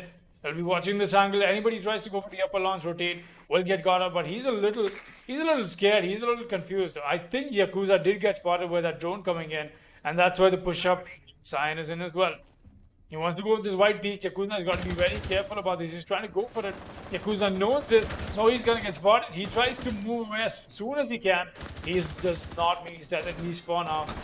A good turnaround though, but just not enough. That's drained a lot of time inside the attackers. But also, the takeaway from this is we did see Team A69 not lose a life over there. That could have been a really tricky spot to play. But Yakuza made it in time and made sure he's back on site. He's still got the C4 use denial, the MP7 coming to correct use as well. And definitely more of that to see going ahead in this match. We've got 1.5 minutes left and we're seeing the breach happening from the side of Vector Sports. It's all the hatches and whatnot. In fact, Yakuza wants to go for the aggressive push-up once again. He wants to find these frags, at least try and put his team in a good advantage position. He does get Sledge now. He's going to go for the push-up. Sledge trying to watch in the aggression, but he won't be able to catch it in time. He gets the first frag. He gets traded right back in from the Hibana. Skipper comes in with a kill. And that'll be Beaver taking the fall. A force this 4 established. 1 minute left. Still plenty of time for Vector Sports to take the sweet information, go back on their drones. And we'll still be seeing Sign do that. He's making sure that he's bringing on the utility. Drone works will be done from the side Skipper as well. But there's a double here to beat them at the church wall this time around. Huge emphasis in terms of Matcon that we get to see holding the blue push. Because that is very paramount to stop right now. Because you just cannot allow an entire doorway for the side of Vector Sports to take an advantage on the push-up. Will be the Spidey time. Very influential spot that he's trying to play. He's going to meet the aggression coming in from blue. No, he meets it first from the motor hatch. And that'll be the Ivana getting the down and the confirmed kill. Skipper with the double kill this round. He wants to go for the aggression, but he's waiting for the possible push from his team. He's going to go for it. He's going to get the triple, in fact. That's an amazing performance from the Ivana.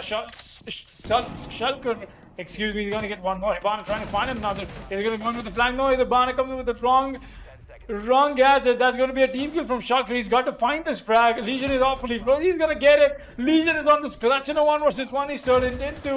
Zofia knows where he's playing, but there's no time. What did we just get to see? What was that from Vector Sports? Definitely have carried on to with the Never Diamond spirit of throwing the rounds. What a play from the Legion coming in with the clutch for his team. That is the first round on board for the side of Team Area 69. Oh my god. A huge misplay from the side of Vector Sports. Not something I was expecting the round to turn into something like that. Oh my god.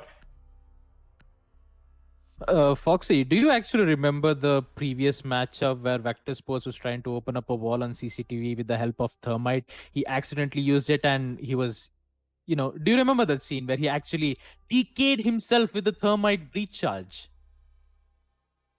Well, it's basically the repeat of what's exactly going to happen. Even though Skipper, with great kills that he did, he actually got 3 kills on the church, giving them the opportunity to plant.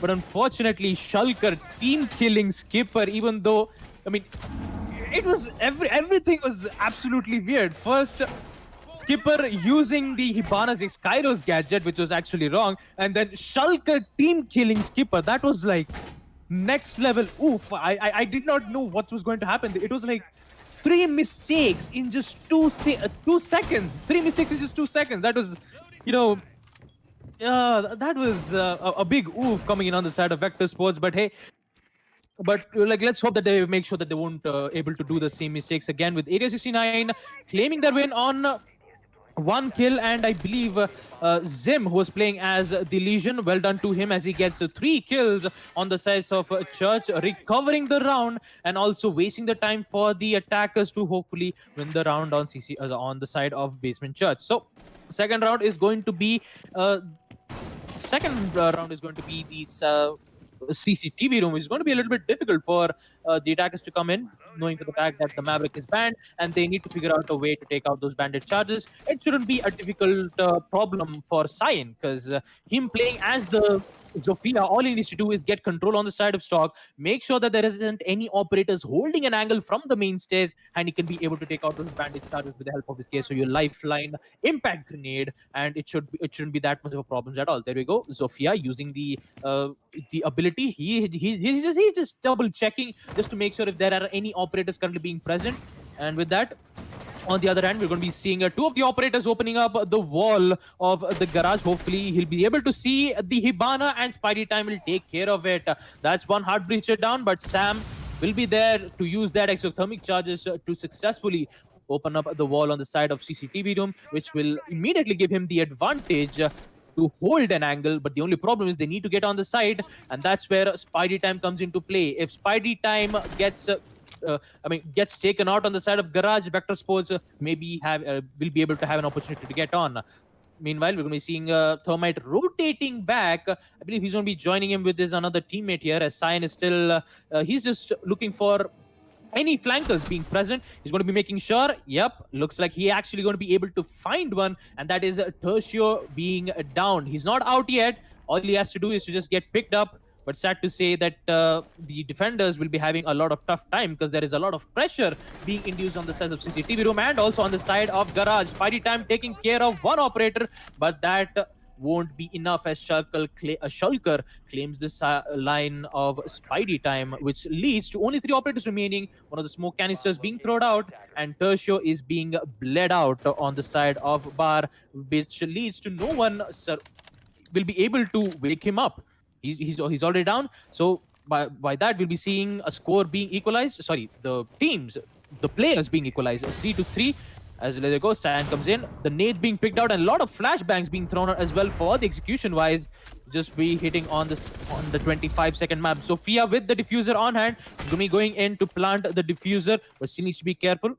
There you go. The plant is in. A lot of angles being covered, and Alibi doesn't have a C4, so he definitely needs to rotate back, but doesn't know about the smoke canisters being played, as Zofia will be downed. Meanwhile, Alibi on the other hand taking down one important kill, but still the diffuser is on the hands of Beaver, so he will successfully plant it, with Shulker defending the planter with his life. But never mind, he actually does. Vector Sports getting those life on his advantage, as Shulker successfully defend his teammate while planting the diffuser, taking out 2 of those players, one from cash room, one from garage, and just like that, Vector Sports will make amends of their previous mistakes and make sure that will be in their solid lead, 3-1, round 5 in favor of Vector Sports. And we'll be seeing round 5 where Team Area 69 is going to be defending on CCTV room yet again.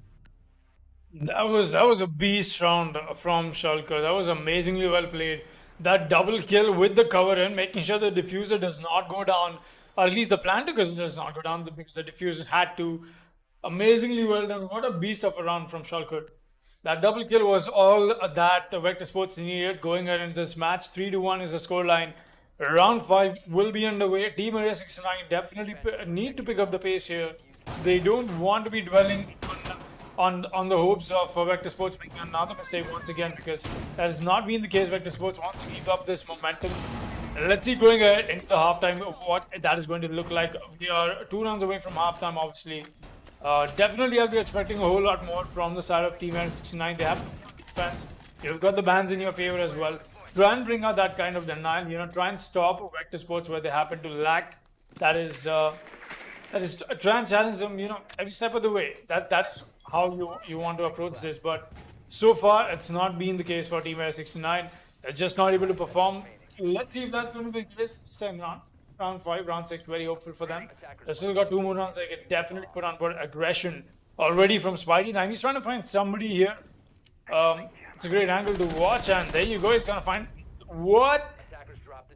Skipper gets that frag, and he himself cannot believe it. Drops in a bro for himself. And Spidey Time definitely not looking great right now. Skipper is very happy with that frag, I'm pretty sure. Very surprised with it, but definitely that must have been one hell of a flick. Let's see if maybe we can someday get his perspective on that or not. But going ahead, we've got a nice advantage once again from Vector Sports. And Starblitz definitely done a lot of damage to Skipper, but just not enough And definitely going ahead, that is going to be the case where Skipper happens to win a gunfight or not. But for now, seeing Beaver, he's brought the sledge out. He's going to be making these saw breaches. The breach to the main wall will be happening. Very well done. In fact, Sam is going to be the one manning the gun on Thermite as well. He's brought out the breach right in time. You're making sure that you're getting all the drone works and you want maximum information towards going ahead in this round. We're seeing the Jaeger, in fact, given so much more freedom to just keep rotating around Rafter. He's going to be playing on top of this. Oh, that's a huge misplay. Sam is going to punish him for exactly that. Takes his head clean off. Really well done from Sam. Good drone work from his teammates as well, but the push-up is already in, and that's too much for Team Area 69 right now.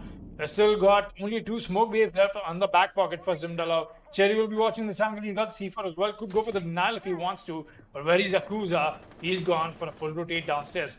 Wants to push in from the upper launches, but he's expecting something. That's not going to be anything, at least for now. Cherry is still waiting himself as well. Ozundala takes the fall. That's the nade that we didn't see get popped off first. And that's another kill. That's trade off. He does get the down though, but it's all down to Yakuza all of a sudden. It's all the way downstairs on the flank. They did not even convert, and that means positions being given away for the side of the attackers. They can definitely attempt this plan and could be a flawless run for them. Yakuza comes in with the white beak. Now his position's being given away. The sledge on the drone outside is stopping him. Wants to go for the white beak, but it's all lost cause, at least for the while. A 1 vs 5 in a post-match situation. A very huge upset, in fact, for the side of Team AS69. The flashes are coming in, the nades are coming in, and the man comes in, but that will be a kill for him. Sun goes down. Yakuza gets the first frag in for himself. 20 seconds left. Tries to find the second. Yes, he will goes wide. Tries to find the third. No, he does not. Tries to whip on his shots, but he's still not going to bring out the beta. Gets it down. Cannot get the knife conversion, and that'll be the Ibana getting in. No, the knife conversion does come in, but Skipper will be making sure. He gets the second frag this round as well. The initial and the final kill this round from Skipper. Really well done. Once again, a great attempt from Team Hero 69. I almost had my heart out that what if we got the clutch in? A great attempt, just not enough. 4-1 is the scoreline. Round 6 will be underway. One round away from taking ourselves into the role swap. And it's been quite the match for Vector Sports. Definitely stomping on Team Hero 69, which happens to be a defender favorite map. Baba, what do you think? How is round 6 going to fare? Well, Vector Sports is definitely meme worthy, I can tell you that, Foxy. Well, round 6 will be up in play, and Vector Sports is still getting the lead on attack, and this will be the final round for them. As round 7, we're going to be seeing Vector Sports on defense with a 4-point lead, a 4-point or a 5-point lead. And on the chat, basically Skipper was like, bro, I was basically typing when I was holding an angle. I did not expect an alibi taking out 3 players out of nowhere. I just had to get out of the type to just get that final kill. You know, it's quite understandable, but that's basically, you know, a lesson to be learned whenever if you try to driving is to not text and drive. Well, there you have it. The example of not texting and driving. With that, we'll be heading on to round 6, where they will be defending on basement church yet again.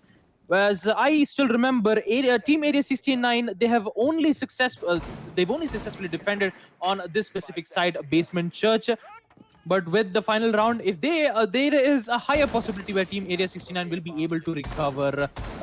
Maybe they might be able to put it on 4-2, knowing for the fact that they have Cherry with the Mira being played. And also, I just realized that it was a very close win with the Tertio with the Legion, where he actually got 3 kills.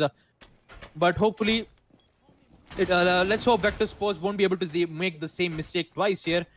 And with that, we're going to be seeing 2 of those mirror being placed, one from the church and also one on the side of the blue stairs, as one of the Excaros pellets being detonated on 2 of those places. One would be on the side of garage, and the second, I believe, on the side of kitchen. No, one on the bar and one on kitchen would be able to take them out. No, it wasn't kitchen. It's actually on stock, my apologies. One from the stock and one from the Arsenal room, which gives them the opportunity. Meanwhile, we're going to be seeing Yakuza being on the roam duty. Currently, he's going to be staying on the side of bedroom, but still needs to be waiting for that right moment to get that perfect kill, or else if he made a needs to be having a lot of problems dealing with the fact that they will be the ones on attack. And if they don't get this important win, it's going to be really difficult for them. Spidey time on the other hand, getting tagged quite a lot, but Zim will be the one who's going to be taken down from none other than Sign himself. His first frag on round 6, mind you. And he also has a diffuser in hand. Meanwhile, we see Beaver on a really low HP and Yakuza making a grave mistake by trying to contest on the side of Kitchen, because there is a Skipper rappelling on the side of the hallways, holding an angle, providing flanker for his teammates, and looks like all on the side of teammates are falling down. Spidey time, Cherry, all of them down for the count, and this is the quickest kill feed, that a flawless round coming in on the side of Vector Sports, as they'll be winning round 6 on a Basement Church. Well, Vector Sports, all they need is, I believe, 2 more rounds to win on the map of Clubhouse and get that win that they needed in TEC's Rainbow Six Siege. It's going to be really interesting to watch what's going to happen when Vector Source is going to be going on defense. Definitely, and let's see how Vector Sports happens to work this round. Round 7 will be underway. Let's take a look at the scoreboard.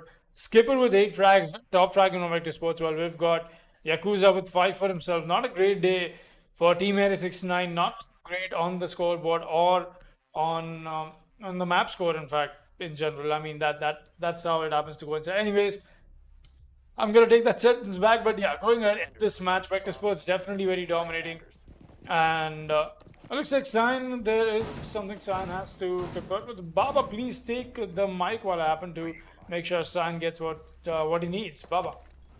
Absolutely, Foxy. Well, round 7, 5-1. Vector Sports is currently in the lead, and they've decided to defend on a Basement Church. Quite an interesting time we're going to be see. And yeah, just like Foxy has mentioned, 2 of the players on the side of Vector Sports, I believe, Shulker and Sam, used to be ex-Never Diamonds players. So that coordination is actually quite working well in their favor against Team Area 69, and they've looked really confident. So for a moment there, I actually thought Skipper is going to be playing as the Maestro, for the fact that he's one of the most best anchored players in the Indian subcontinent when it comes to on the side of defense. But since he'll be playing as the Jaeger himself, he'll be defending on the side of Blue Room. We've seen him defending on the Blue Rooms with 2 of the ADS being placed, and he is quite great when it comes to anchoring on a specific side. 2 of the ADS is being placed on the side of Dirt Room to provide some utility denial on the side of the defenders. So, yeah, Foxy. Oh, well, never mind then. Yeah, Deployables. No, I am here, in fact. You get the shift, Anyways, never mind about that. I am here at the point, and now we've got Sam. He's making sure that the Maestro is all is being used to perfection. In fact, the aggression is what he needs, because he's the one who's got the impact nades as well. He'll come in with the impact trick. And that's Spidey time attempting the Hibana breach right now. Very standard stuff being done from Spidey time over here. We've seen some amazing plays come out from Spidey time on this map, and in fact, when he happened to play Hibana, 2 aces, in fact, in this league. Will today be another ace day for him on the Hibana, on Clubhouse? Let's find out. It's definitely not been a day for his team. In fact, Team A69, 4 rounds beneath Vector Sports right now. A huge deficit that they're looking forward to fill. But now Vector Sports sit on defense, and they want to take this. They want to make sure they bring out the advantage to the maximum. That's why they brought the denial amazingly well. The mute and the bandit, and a very nice combo when you've got the Maverick and the Thatcher band. Definitely going all in. Got the Kai taken off the board, and that means you cannot use him obviously, but that's more than enough. You got enough denial in terms of information, you got enough denial in terms of breach. Already the IQ pushing up main stairs. That'll be Cherry. He's trying to make sure that he's trying to scare out the defenders, at least for now, for the moment. Oh, the pushers in from Yakuza. He'll be spotted out, and that's the kill for Skipper. A nice angle from the Jaeger. Definitely a shot that the Ash is going to be regretting pushing. A good push, but just not enough to convert that into something useful. Skipper is going to get that frag very gladly. Going up, we got Cherry. He's still going to be holding this angle. Any moment now, he wants to go in for this aggression. Let's see if he'll be able to do this or not. Going ahead. Still watching this angle. It's come to a stall point, 40 seconds, and not enough time for the side of the attackers to do something. There's a push-up is in, a Spidey time is going to get one, but he gets right back in from Sam. And that's your all that coming alive. You've got a 3 versus 4, and only 20 seconds wait, so the breach will come in, but meanwhile Cherry is going to get a frag. That's the equalizer on Mankind. They still can go for the breach here. But is the bandit charge is what is stopping them? I'm not sure. No, there's a mute charge. That's a huge oof. This is what I'm talking about. He's going to get the frag. Sam is the one Cherry goes down, and there's another kill for the Vector Sports. It's all on a Zimdal. The Zofia has got to make this push happen. 5 seconds, three defenders, and one diffuser that is not in his arms. He's got the first frag, does not get the second, and the clock will win. Vector Sports will be going closer to match point. In fact, they will be sitting on match point right now. 6-1 is the scoreline. One run away from going to taking the first match for themselves on the Division 2 Playday 1. Amazingly well done, 6-1. A very comfortable spot for Vector Sports to be on. Let's see if they can take this further. 7-1 is the expected scoreline for them. But that's definitely the surprise. No, Uber. I would say Team 69, it's just not having a great day. Honestly, that's just it. That's my comment on that. Going ahead, let's see what happens though. Match point. A very strong Vector Sports. Well, absolutely, Foxy. Definitely for Team Area 69, they need to keep their pace up. But I don't think that pace will not be enough because all they have to do is get 5 wins in a row against Team Vector Sports to get to put them in overtime. And I don't believe that is going to happen here. CCTV is going to be the site as they've successfully defended Basement Church without having any problems at all. As we're going to be seeing a 6-pick as Sam has decided to take the Wamai, the double anti-denial utilities will be up in play. So deployable shields, 2 ADSs, and a lot of magnet systems for the attackers to be taken care of, which gives the attackers like Yakuza playing as the Ash and Zim playing as the Zofia to basically dump all the utilities on the side of CCTV just so that they can be able to take out one deployable shield with the help of Zofia's impact nades. It's going to be very difficult for them as we're going to be seeing an inverted deployable shield being used. That is really quite interesting on the side of Sam. And with that, action phase will be up in effect, and it is a match point for Team Vector Sports. Not looking really well on the side of Team Area 69. But we did see some great plays coming in from Spidey Time on defense, but on attack, they've been completely surrounded and they have no idea to do whatsoever. ADS is being placed on the one on the windows of CCTV, and it's quite interesting to see 2 of the deployable shields being used. One on the cash room where even that deployable shield is also inverted. So quite interesting what kind of plays that they're going to be making. As we're going to be seeing a lot of utilities being dumped on the side of CCTV. Spidey Time finding the Jaeger, but unfortunately he won't be able to deal a lot of damage instead. Never mind, that wasn't Skipper, it was Beaver playing as the Bandit. A lot of angles being placed and a lot of pre-fires being done on the side of Spidey Time, but sad to say he won't be able to find anyone. And he's going to be using his Kairos pellets to open up the garage to hopefully open up an angle from CCTV window. But Skipper, on the other hand, finds that weakness, taking out Tertio. That's one of your hard breachers down.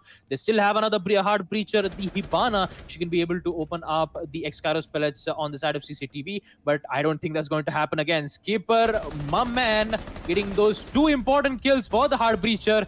As Algod is seeing Cherry tries to go for the fight. I think he actually loses the fight. What just happened? Skipper with the 3 kills, taking out 3 of those important operators. And it's all down to Yakuza to clutch it out on a 1v5 situation here. It's basically a done deal here, ladies and gents.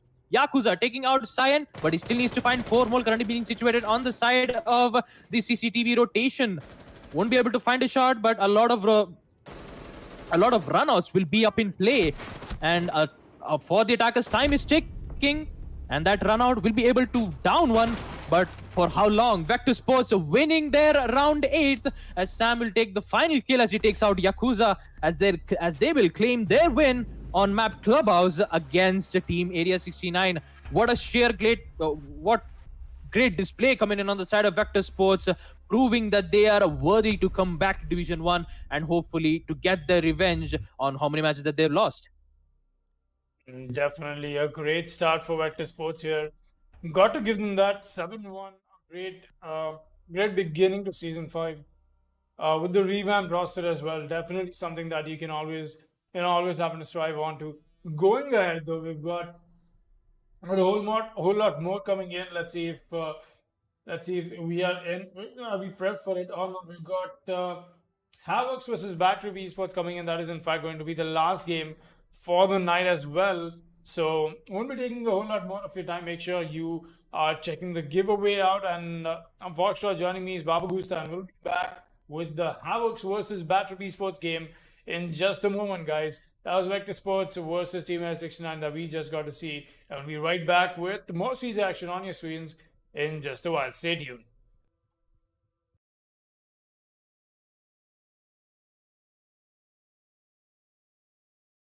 Captain Arya from the Esports Club here with some pretty awesome news. Now, as you probably know, we've been running the WD Black TEC League for Rainbow Six Siege, powered by LG Ultragear for the past few months. As we come into August with our final season of the league, we wanted to celebrate with you guys who have made this an amazing experience and an extremely successful esports event. We've teamed up with some of our favorite partners to give away an entire esports PC for one lucky viewer. Yes, one of you is going to take home a complete PC featuring some of these awesome parts. We've got the LG Ultragear 27GL 650F gaming monitor, 27-inch, 144Hz, 1ms with an IPS panel to make sure you're at the top of your esports game without sacrificing picture quality. Then we've got an amazing lineup of accessories coming in from HyperX to make sure that you're always on top of your game. Cloud Stinger Core gaming headset. For the keyboard, you've got the awesome HyperX Alloy FPS RGB mechanical keyboard. Then your mouse is the HyperX Pulsefire Surge. It's got a brilliant RGB all around the mouse. For the mousepad, you've got the HyperX Fury S.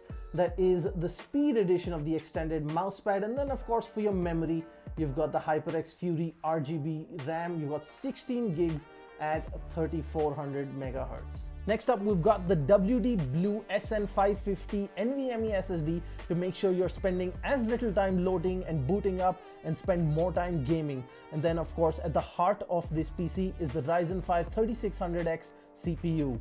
Now, as you know it, at the heart of every gaming PC is a great GPU. So we've teamed up with Zotac Gaming to give you a brand new RTX 2060 because frames win games and there should be nothing between you and top of the line performance.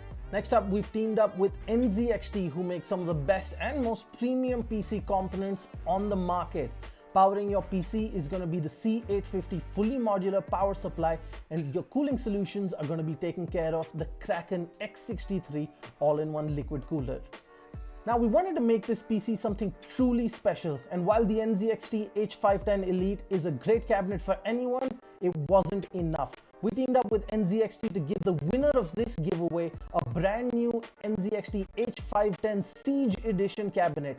This is a limited edition licensed Rainbow Six Siege themed cabinet from NZXT. There are only 500 of these in the world and just a handful coming to India. The side panels of this cabinet are themed in the wall and door reinforcement designs from Rainbow Six Siege, and there is an illuminated 6 icon on the front panel along with a 6 icon charm and a puck in the signature breach charge design, which is only available with the H510 Siege.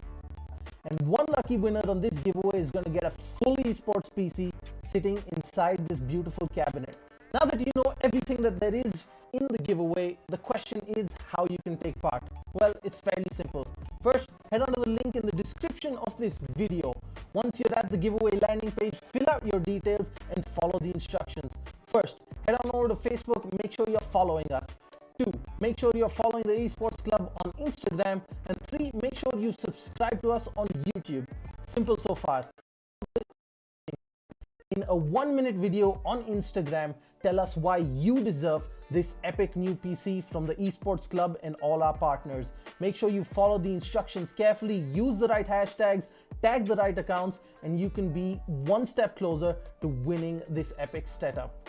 Now that's it, guys, just a little bit of work and you can be one step closer to getting yourself your dream PC. I'm Captain Arya and this is the Esports Club, and we hope to see you in our next tournament.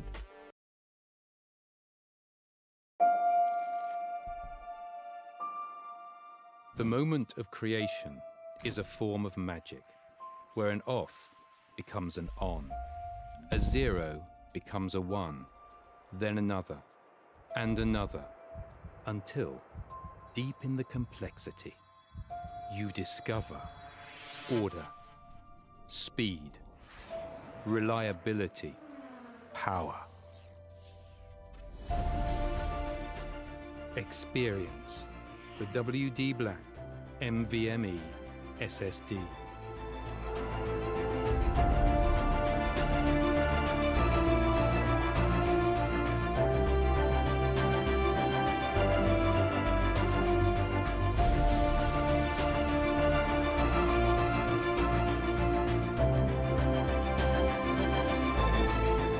Fueled by darkness.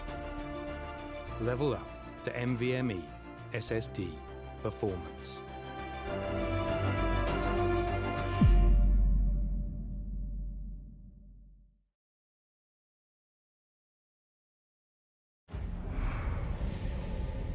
Numerous forces aimed at the Earth.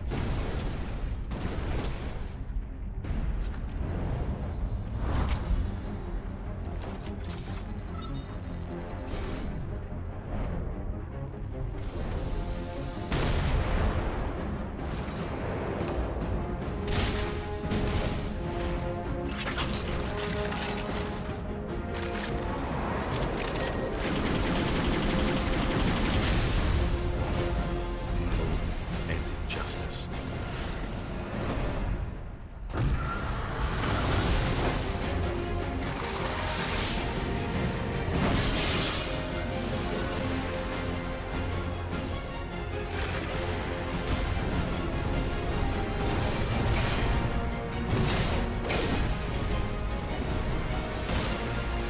Let the glorious battle begin.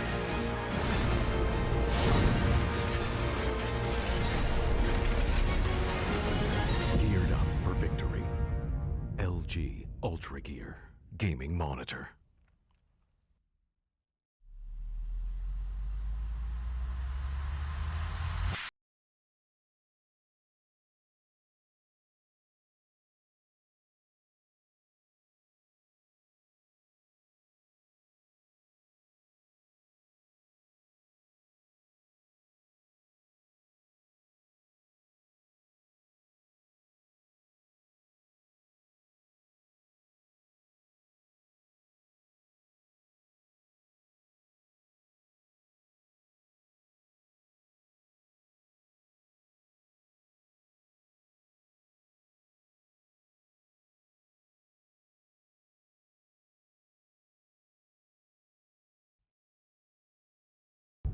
Ready to breach.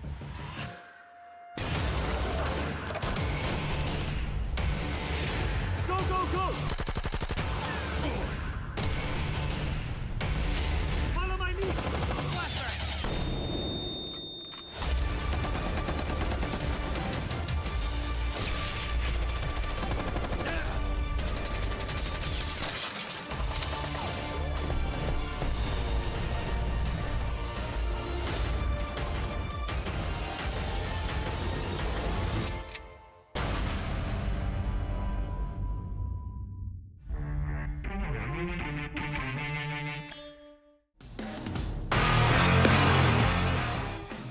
Very ballsy revive, but Rovnex is here with cover for King Arthur. But there's a bandage trying to put onto the IQ, and he's gonna find another one. Will he find the third? Sophia's inside of logistics right now, and yes, the kill is confirmed. A triple kill for Venetaus, as Marksman's gonna find fun in the meanwhile. But I believe that was the fusion drop inside of construction, and Venetaus is just gonna be holding down for the meanwhile. It's a 3v2, all done the Marksman and play against Leo Tazu and Venetaus. Oh, the shots are fired, and the Nomad will go down to a quad kill by Venetaus, and more shots are being fired. I believe that's Umai fighting the Hibana, so I have an idea at least. And the Bandit should go for the speed any second. Oh, yes, he will, and the kill is confirmed! Venetaus with the ace for Stage Elite. The man really came alive in this round. And Here because he's exposed on one angle, which is quite surprising. It's quite impressive to see, and whoa, well, that's a really great shot there from Extend taking out Hussein. The pings are being spot on, and the push is coming in from the Nomad, and he'll eventually get the head of Wamai, and he will eventually get a double kill. Goya with Micro C4, he can be able to use it once from surprise, but it doesn't work out. Avid, triple kill. He is on a roll here, but he won't be that much because he is the only operator remaining currently, and he needs to clutch this one out on a 1-2 situation. still needs to know that there are two players who's going to be situated from the bakery. Sees the head and he eventually takes a vid and gets a quad kill. Just Noctis remaining here. Angles being opened up. He doesn't know exactly where the location is. Pins being found out from Nomad. He still needs to be careful. He has to go for the frag. Goes to the vault in. Sees the head of Echo and he will get it. Action with the ace and they will win round 6. Has almost walked over. Will be more than happy to take that kill. Ball still scanning away more than enough himself. First teammate's gonna fire from below. Tiki Donut, so much damage is down. And will the kill be confirmed? Any second now the heartbeat scanner comes out. He's gonna see the slow movement and the kill should be confirmed. Not quite. Spaceman, you're very close to taking the Ash out. And if Seeking Donut goes down now, then Darkness Esports will be in a bad position. But shots apart from Jaeger. What a headshot from Spaceman. He's going to confirm while the revive is coming off. Will he be spotted on the side? He does shove shots apart, but no, the UMP will win. Next is his position, and the Thermite seems to peak. There we go. The kill is confirmed. It's all down to Kaid. Mischief in less than 50 seconds remaining. Fire is off, and Mischief is here on the second floor. The third floor, that is. He doesn't even have a C4. He has to go for the gunfight, and the AOG probably isn't going to win in this situation. He's going to go for the peak. He finds one. Almost gets collateral, but he won't be getting that just yet. Both attackers are pulled back towards the painting set, and oh, what a connect! Onto the head of Lawrence from Mischief. It's all down to Prakul. Mischief himself is very low on HP. The Kaid could be taken out by just sneezing on him. Noise right here as the buck. He knows where this guy's playing. The running from the Kaid is giving his position, but no! The clutch is confirmed by Mischief. The play is in, and the Kaid lumbering around on top floor will get the counter defuse in. He misses him, and the plant is coming off as the Ying will find the kill onto one. It's all down to the smoke, and Zujin will get the plant off. There is the kill from Ovitri onto Gypsy, as it's now 1v2. Make that 1v1. The smoke is here for the clutch. He might just be able to find it. The last attacker towards the side of Red Stairs. That is Jinx. It's between Jinx and Ovitri. The SMG-11 versus the Type 89. Will the shotgun come up from the smoke? He's going for the angle from the Heaven Hash Drop. Will he see the Hibana? Will the Hibana see him? He's going to go back towards the diffuser. Try and bait it out with a counter defuse. Or will he stick it? No, he's baiting it. The Hibana doesn't push, but he's going to be seen! And Ovitri with the triple kill clutch is gonna get the round for the side of Dauntless Esports. That is not a play you want to be making. I'm not sure that's the right thought process, but no, there he was. Midran's gonna find Sophia. I'm gonna find the frag and Sonic exchanging some shots here. I think he's trying to go for the Badtrip that are stopping him, but there you go. The quick peek comes in once again from Spaceman. That is the frag and the one being needed. So this drop down comes in from, well, like I said, it's essentially 2 versus 1, and now Spaceman comes in with the C4 next. Well done, Tucker goes up. He's sticking the plant. He's not getting off of it by that means the post-match situation, but no, Spaceman is going to back you off quite a bit. He's not going to find the frag. He will indeed. That's again the rivalry with the plays. Once again from the side of Spaceman, that is what is going to secure almost walkover. Another round on board. Has not made a rotate that they needed to. Smokes are going to come out from the gridlock as the push is going to happen towards the Visa Rover. Will they be able to find him? The Maestro's here. Will he find one? No, he gets taken out. Instead, the Thatcher was at a gunfight. Meanwhile, Kingstar got Keo. That is the diffuser drop, but the plant is still happening. Will he find him? Yes, he will! The denial is in. The Jaeger shooting through the smoke is going to connect onto the planter. And as the gridlock goes down for Rios, but that is of course at the end of the round as CC is going to be taken out. He was trying to come in, but there was a peek from Yellow Stairs. Meanwhile, there is a Sonic. That is the man on Yellow Stairs with the diffuser. The pulse is very close to him, but so is the Thermite, of course. Will they find the pulse? I don't think they have. Kyo's going to find Kingstar. Meanwhile, that is the pulse down. It's all down to Lynch once again. Kenny sees the plant. He sees the hands, and he gets the down just in time! The Maestro with the evil eye doing it again! And oh dear me, veterans on the attack will be kicking themselves this time.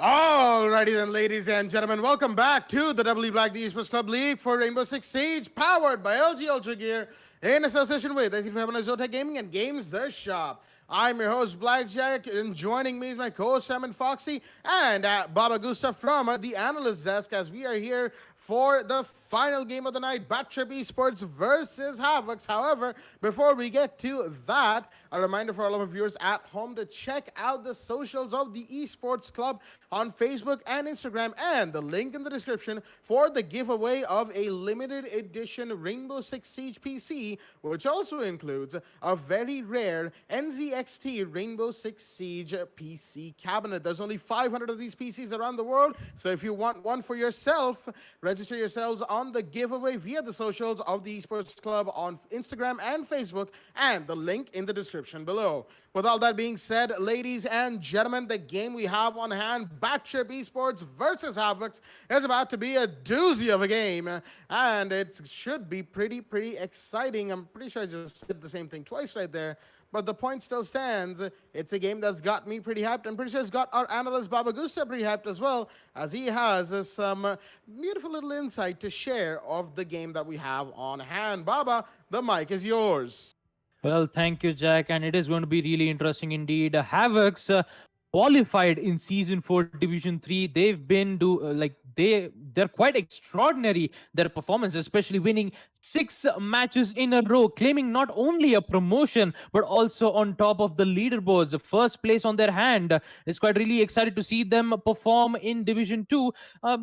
Like, the only thing is that total of 7 matches, they've only lost 1 matches, and that was against Sangford Esports. Now, coming back to Badtrip Esports, they were also popularly known as Tunisia Esports, maintained their position, and they basically were on 3rd place in Season 2, but things kind of went south on the Season 3, where they got relegated, losing every matches.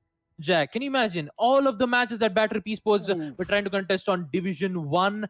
They have not won absolutely anything, but I'm quite happy to see that in the next year on Season 4, they somehow managed to maintain their position, as they were in 4th place, winning against Never Diamonds and Zoo Sabers. That was basically a close call for Badtrip Esports, and currently, since this is Season 5, they're still on Division 2, and they have a higher possibility for them to they have a higher possibility of being relegated to Division 3. Who knows if they perform really good, I mean, against Havox with really great performance, dominating performance on Division 3. Going up against Badtrip Esports is going to be a really tough time for both of these teams. So looking at the community votes, we're going to be seeing a ratio of 46 to 54% favoring Havox. Well done. So it's, yeah, Havox is around 54%, and Badtrip Esports on 46%, but basically on a little bit on a margin. But currently Havox is basically favoring on the side of community votes. So I'm quite surprised to see who's going to win. Absolutely right there. Badtrip Esports on the deficit in the community votes. Let's see whether or not they'll be in the deficit at the end of this game, ladies and gentlemen, because this is going to be a very exciting game up ahead for all of our viewers at home. The map looks like is in fact Consulate, which is a map we don't actually get to see a whole lot of when it comes to the league itself, primarily down to the fact that Consulate as a map, despite being such a good map, gets overshadowed by other maps like Clubhouse, like Coastline, and like Cafe Dostoevsky. However, with the auto map ban system in for the division stages of Season 5, we will be seeing a lot of other maps that you normally wouldn't expect to see in a regular Division Days play. And that's why Consulate is here today. Who knows, tomorrow it could be Oregon to start things off, or dare I say, Theme Park to start things off for tomorrow. Who knows? I can't predict the future, that's for sure. But that is a talk for, of course, tomorrow. As right now, we are going to be, excuse me right there, we're going to be heading into this game real quick. We're just waiting on Havox to give us the ready signal and get all of the players in the lobby. Badtrip Esports is in as Havox. They, as you said, Babu said, they impressed us a lot last season in Division 3, winning 6 out of their 7 games and only 1 recorded loss. That too against Sangford Esports, which is saying something, seeing as Sangford themselves were unable to secure themselves a reposition back up to Division 2. That's why we are here right now with Havox coming in very strong to this division, the bloodbath division of the league itself, where teams from Division 3, from Division 1, and teams that have managed to stay in Division 2 meet and they duke it out for that promotion, those 3 promotion spots into Division 1. With all that being said, Badtrip Esports in the meanwhile, of course, we've heaped enough praise on Havox. Let's talk about Badtrip Esports real quick. They didn't have a fun time in Division 1 whatsoever a couple seasons ago. As you said, Baba, not winning a single game in Division 1. Coming into Division 2 in Season 4 and barely managing to keep themselves alive. It was very touch and go. I remember seeing the standings at the end of the season, and it was it was very basically touch 3 to and go. 4. Very It was much 3 to so. 4. It was very close, very, very close indeed. They could have definitely been relegated had they not been a little bit more careful in the matches that they did win. However, Season 5, they need to make a good showing of themselves because the last 2 seasons have not been their best at all. This season, it's all down to them to go out with a bang in the WWE Black Esports Club League for Rainbow Six Siege because, again, the final season, there are no promotions or relegations. It's all a final position setting for all of the players, all of the teams in the 3 divisions of the league that we have. It's been a fun 5 seasons, but it's not over, not yet. That is true, ladies and gentlemen, as we're still, of course, waiting for Havox to join into the lobby. While Consulate, as a map itself, we talked about how Consulate doesn't get picked that often. But with the automap ban system, of course, Consulate will be seeing a lot more play just in general. And right now, as it stands, Consulate as a map, I'd say, is somewhat defender-sided, though not all the time and not a whole lot of either, seeing as attackers have a healthy win rate on Consulate as well. It's one of those maps that, you could make the argument that it is, fairly balanced, shall we say. But it comes down to how the teams play at the end of the day. If they play their defense right, and if they, win more rounds on defense, then sure, so be it. Consulate may be defender-sided for one particular day. Or if they win more rounds on attack, if both teams win more rounds on attack, then that would make it such that Consulate is, in fact, attacker-sided. So it really comes down to how the teams play when it comes to a map like Consulate, because otherwise you wouldn't really have... you don't really have a very solid definition of Consulate, unlike maps like Coastline or Theme Park or Oregon, which are very, very heavily defender-sided for that matter, especially in the current meta of Rainbow Six Siege. So, with all that being said, of course, I'm expecting the opener site to be, as we always have, a second floor console office and meeting. But I could be wrong. Badtrip Esports, who seem to be on the defense right now, they definitely could give us a different site. But who knows? Maybe we could even go first floor lobby, or maybe sometime in the match itself. We've seen this site only twice in the entire league, and that is the first floor basement split site, as I like to call it. First floor archives tellers and first floor tellers and basement archives. That's the actual site right there. Basically, I just wanted to clarify one thing, Jack, because when we see on the basement side of Consulate, there are some people who might call it as the server room instead, because on the map of Consulate that we see, there is a chances where the defenders might be able to win on that particular site, knowing for the fact that they need to gain control on not only on admin office, but also they need to get control on basement as well. So for the defenders, going to be much of a heavier challenge, because out of 5 players, we may be able to see 2 players playing on basement, 2 players playing on admin office, and no one playing on tellers. So that would give the last player the opportunity for roaming capabilities. And according to most of the matches that I've seen on Consulate, it's quite rare to see players using that specific site. But even though we did see some of the teams using it rarely, but we don't be able to see those sites being picked up quite often, Jack. Absolutely right there. It's just on the fact that the division of utility and, where it's more important is a little bit harder to figure out. And just in general, that site is a lot harder to defend, primarily down to the fact that, you need to have a roamer. But then it's Consulate. You probably want to have 2 roamers above, or maybe, you want to have a couple of players down below playing at the archive site in case there's a rush from garage. But then your roamers won't have enough manpower. And then what do you do about the site in Tellers itself? That's first floor. So lots of questions that this site raises, and the answers may or may not be able to the teams may or may not be able to answer them, and that's unfortunate for the side of Excuse me. That's unfortunate for the side of the defending team playing that site, seeing as it's always down to, when it comes to Rainbow Six Siege, of course, when it comes to the bomb game mode, that is, of course, the go-to game mode for Pro League, the only game mode for Pro League for that matter, is it's always down to how the teams divide their utility, how they divide their manpower, and what kind of roles they take. And currently, as it stands, Consulate, after getting its map buff, this fourth site that they added just wasn't quite what Consulate needed.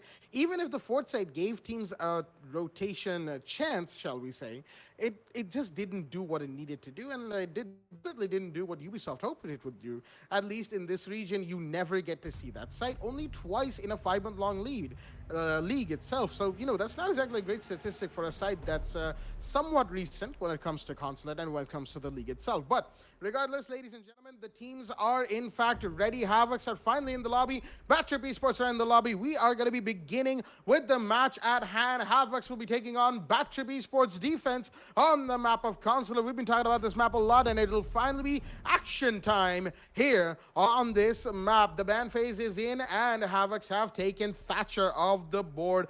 A fairly standard ban right there. You don't really expect too different when it comes to this map. Maybe there'll be a Nomad or a Blackbeard ban next, because when it comes to Consulate, you want map control as an attacker. However, it is Havox banning, so they probably won't ban the Nomad, I think. No, they won't be. They're going to ban the Jackal instead, giving themselves the option for a lot of map control using the Nomad and her air jabs. Just in general, Nomad, a pretty strong operator. Her guns are pretty good. Her gadget is fantastic on utility, and that is why the Jackal will be taking the ban. More than anything, you know, Jackal, a little underwhelming, but that is, of course, my own opinion on that, as right now the defender to be banned is going to be the Echo.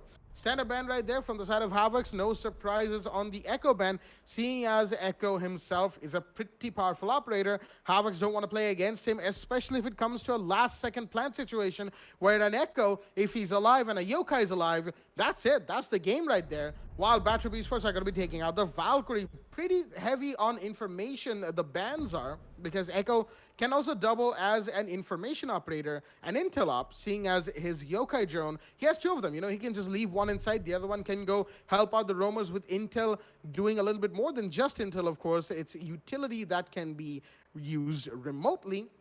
And that's why, you know, the Valkyrie also is pretty powerful, because her cams are utility that's used remotely for intel, and the C4 and MPX combo going along with it, very, very strong indeed. That's why the Echo and Valkyrie are banned on the board, and let's have a quick look at both of the rosters that we have in the lobby. From the side of Havox, we've got Lynch, Cheesecake, Teddy Oil, Luxia, and Kingslayer, a roster that we are very familiar with from Division 3 previous season. While from the side of Badtrip Esports, we've seen them time and time again. It's Dash, Darklord, Infernus, Hulky, and Kings. Excuse me right there, you almost said the wrong name. But yeah, Jet the New Ash, or, you know, we've seen these players before quite a bit right there. Excuse me right there. I had to drink some water to get my thoughts in order. But regardless, the match is underway. The first site is not second floor console office, as I predicted. It is in fact basement garage. And round one is underway. Foxy, the mic is yours. Thank you for that beautiful intro into the match, gentlemen. We'll be going on to the garage. First defensive side from the side of Badtrip Esports. Definitely looking strong with the new roster revamp. Infernus is in as well, and Jet the New Ash is nobody is Srisha. So a new revamp, definitely a roster that is looking very strong now. But how strong are they? That is going to be the real question that will be answered going ahead in this match. Let's see if that comes up. We've got Teddy, he's running the Blackbeard. Luxia, he'll be on the buck. We've got more emphasis in terms of the frag potential coming in from the side of Havox as well. They'll be going in for the breach any moment now, but the Sky is what is stopping them. They want to bring out the big guns, you know, trying to get the piano control in first and then attempt to breach. That'll give them so much more space, but they've also got to worry about Flame Blame on the Pulse. Definitely something you've got to look forward to. The Mumai will be playing on the side of the bottom, on the side of the top floor. He's got himself the hatch open just for a quick rotate. That's a classic mute spot that we get to come to know of, but that's not going to be the case this time around. It will be a dedicated my hold from the side of the defense. We've got Flame is running the pulse on site. That means the information will be paramount for them. Dashes that did notice that the breach is going down. Lynch is going to be the man on that breach. We're still saying a huge emphasis for a possible run-in from the side of Havox. That is what they're trying to attempt because nobody's pushing in from the side of the top floor. They're just droning everything. Not enough map control, and that's what suggests me that they want to push in with the breach. I don't want to take the chances here. But let's see if that's something they can convert on or not. Finally, we're seeing the buck make his way up. We will be seeing Kingslayer pick up the first frag. In fact, Flame takes the fall. That's a fall, so very important kill. We're still seeing Dark Lord with the AUG. He's trying to hold on the strong, but he's got to pick up this fight. Your dash is in a really bad spot. He's getting tagged along. More than that, the planet's already going down. Then the kill comes in. Dark Lord is going to find one, but there's the refrag right back in. Dark Lord trying to find more, though he won't be able to survive the Blackbeard, but the Blackbeard goes right back in. It's the back-to-back refrag game for them. It's all on Infernus and Srisha, the new addition to the squad of Badtrip Esports. They're still going to make this a 2 versus 2 happen. The counter diffuse is coming in. Cheesecake tries to go wide. He's going to find it. That's the first frag, but he has Infernus to step back in and get the refrag. A 1 versus 1, still in the favor of the smoke. He's going to fall back. Now he knows the state is playing, but the Sleds all the while more intelligent. Comes with the bait on the other side, wants to go in for the beat. There's no time left, and Infernus has to stick the plan now. 1 second away from it. Now he's reached the point of no return, and Kingslayer will be more than glad to relieve him off his head. And what an amazing start to this round for the side of Havox. Good emphasis from them, trying to come in with the breach, and they made sure that they committed to it, got the plan down. Really, that'll be the first round being put on board for the side of the attackers. Havox takes round 1, 1-0. Round 2 will be underway. Let's see what Badtrip Esports has in store. Well, that definitely was a very, very good way for the side of Havox to start things off on the map of console, ladies and gentlemen. Because of the fact that they got in, they got the plant off, they got the pulse down, and after that it was a game of refrags until it came down to a 2 versus 2. It was a good attempt from the Womai on the first floor. He took down one, he managed to rotate back to side, take down another, but the Blackbeard was there to shut him down before he could do any more damage. And then the Blackbeard got refragged. It was a 2 versus 2. Nomad took one, Nomad went down, and then of course the smoke versus the sledge. Unfortunately, with the plant already being done, the smoke only had so much that he could do, and unfortunately that much that he could do was not enough against a sledge who had the potential to play vertical and horizontal at the same time. Basement Garage is the side of choice once again from the side of Badtrip Esports. They definitely want to make sure that they start Season 5 properly with a win under their belts. But to get that, they need to win their first round. And to win their first round, they're going to do that, excuse me, they're going to have to do that right here, right now. While Havox, they've already got themselves started nice and quickly. And they'll be looking to give themselves a breather here. That is, of course, Badtrip Esports. They got the pulse in play once again. Dash will be manning the heartbeat scanner on that operator this time around, as the final rotates are going to be made by Infernus, the smoke main in this situation. The Nomad's in play, the Blackbeard's in play, Teddy Oi and Cheesecake playing those operators, Lynch with the Thermite, Luxia with the Hibana, and of course Kingslayer bringing in the sledge. A good emphasis on hard breach, a good emphasis on soft breach, and the Blackbeard, of course, is just there to win your gunfights, as some flashbangs are going to be thrown in the meanwhile to try and take out anyone who might be tricking. Maybe a Kaid. They're afraid of the Kaid trick, but Flame Blame is behind the black van, which means he won't be taken out by the grenades or anything like that. He's going to throw another one of his electric claws in to take care of the hard breach, at least try and trick it. And he may have just been able to trick a couple of Hibana X-Kairos pellets, but that's the most he'll be able to get, because I don't think Lynch actually, excuse me right there, I don't think Lynch actually used any of his utilities in the meanwhile. We've got the Hibana pushing towards Bathroom, which has forced Dark Lord to fall back into sight. Though Maya, unfortunately, has had to come back because, pushing Bathroom from that little angle that was, excuse me right there, that was, of course, opened, is definitely quite Yeah, that's a quite dangerous angle for Dark Lord to have been holding on. That's why he's fallen back. Excuse me, right there. I don't know why my train of thoughts is getting discombobulated today, but it is what it is. Anyway, Cheesecake trying to take out the barbed wire. Nearly got taken out himself. That was Omai pushing up, takes a bit of damage. Voltario has taken a bit of damage himself. Looks like he's even lost one of his shields as a Jet the new ass. That's Shrisha on the second top floor, in fact, is coming back to the first floor, but Dark Lord found one. That's Cheesecake on the board. The Nomad goes down finally as the excuse me, right there, as the Jaeger. He could be huge right now. The man is on a flank mission, but no, he's been seen. Dark Lord's taking one more down. That's Kingslayer. That is your sledge of the board, leaving them in a 5v2 as Teddyoy goes down to Infernus as well. As this time the pushing from Havox isn't quite looking that great. Luxia is going to find Shrisha in the meanwhile, but is that enough? It's one. They have 4 more to go. There's angles being held all over the place. Lynch and Luxia, the Heartbeats duo. Nope, it's just Lynch, the Thermite, stuck in a 1 versus 4.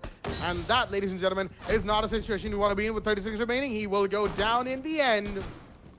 As Flame Blame, the Kaid with the AUG 2, is going to take the kill, giving the side of the defense Badtrip Esports their first round on board and their first defensive round on board on Basement Garage.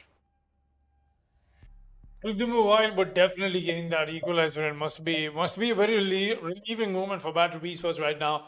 1-1, round 3 will be underway. We've got the change up coming in. Lobby and press room is going to be the side that we'll see them attempt to defend on now. Very interesting. We're still not seeing the console and meeting room area come out from them as the defensive side. Not yet. We'll be going to that sooner or later, at least later, the way Badtrip is suggesting this match. But looks like we're having a bad throw. They will be seeing the 6 players coming in from both the teams. IQ and Castle will be brought on board. Looks like there's a possible pocket strat coming in from the side of Badtrip, and yes, it is.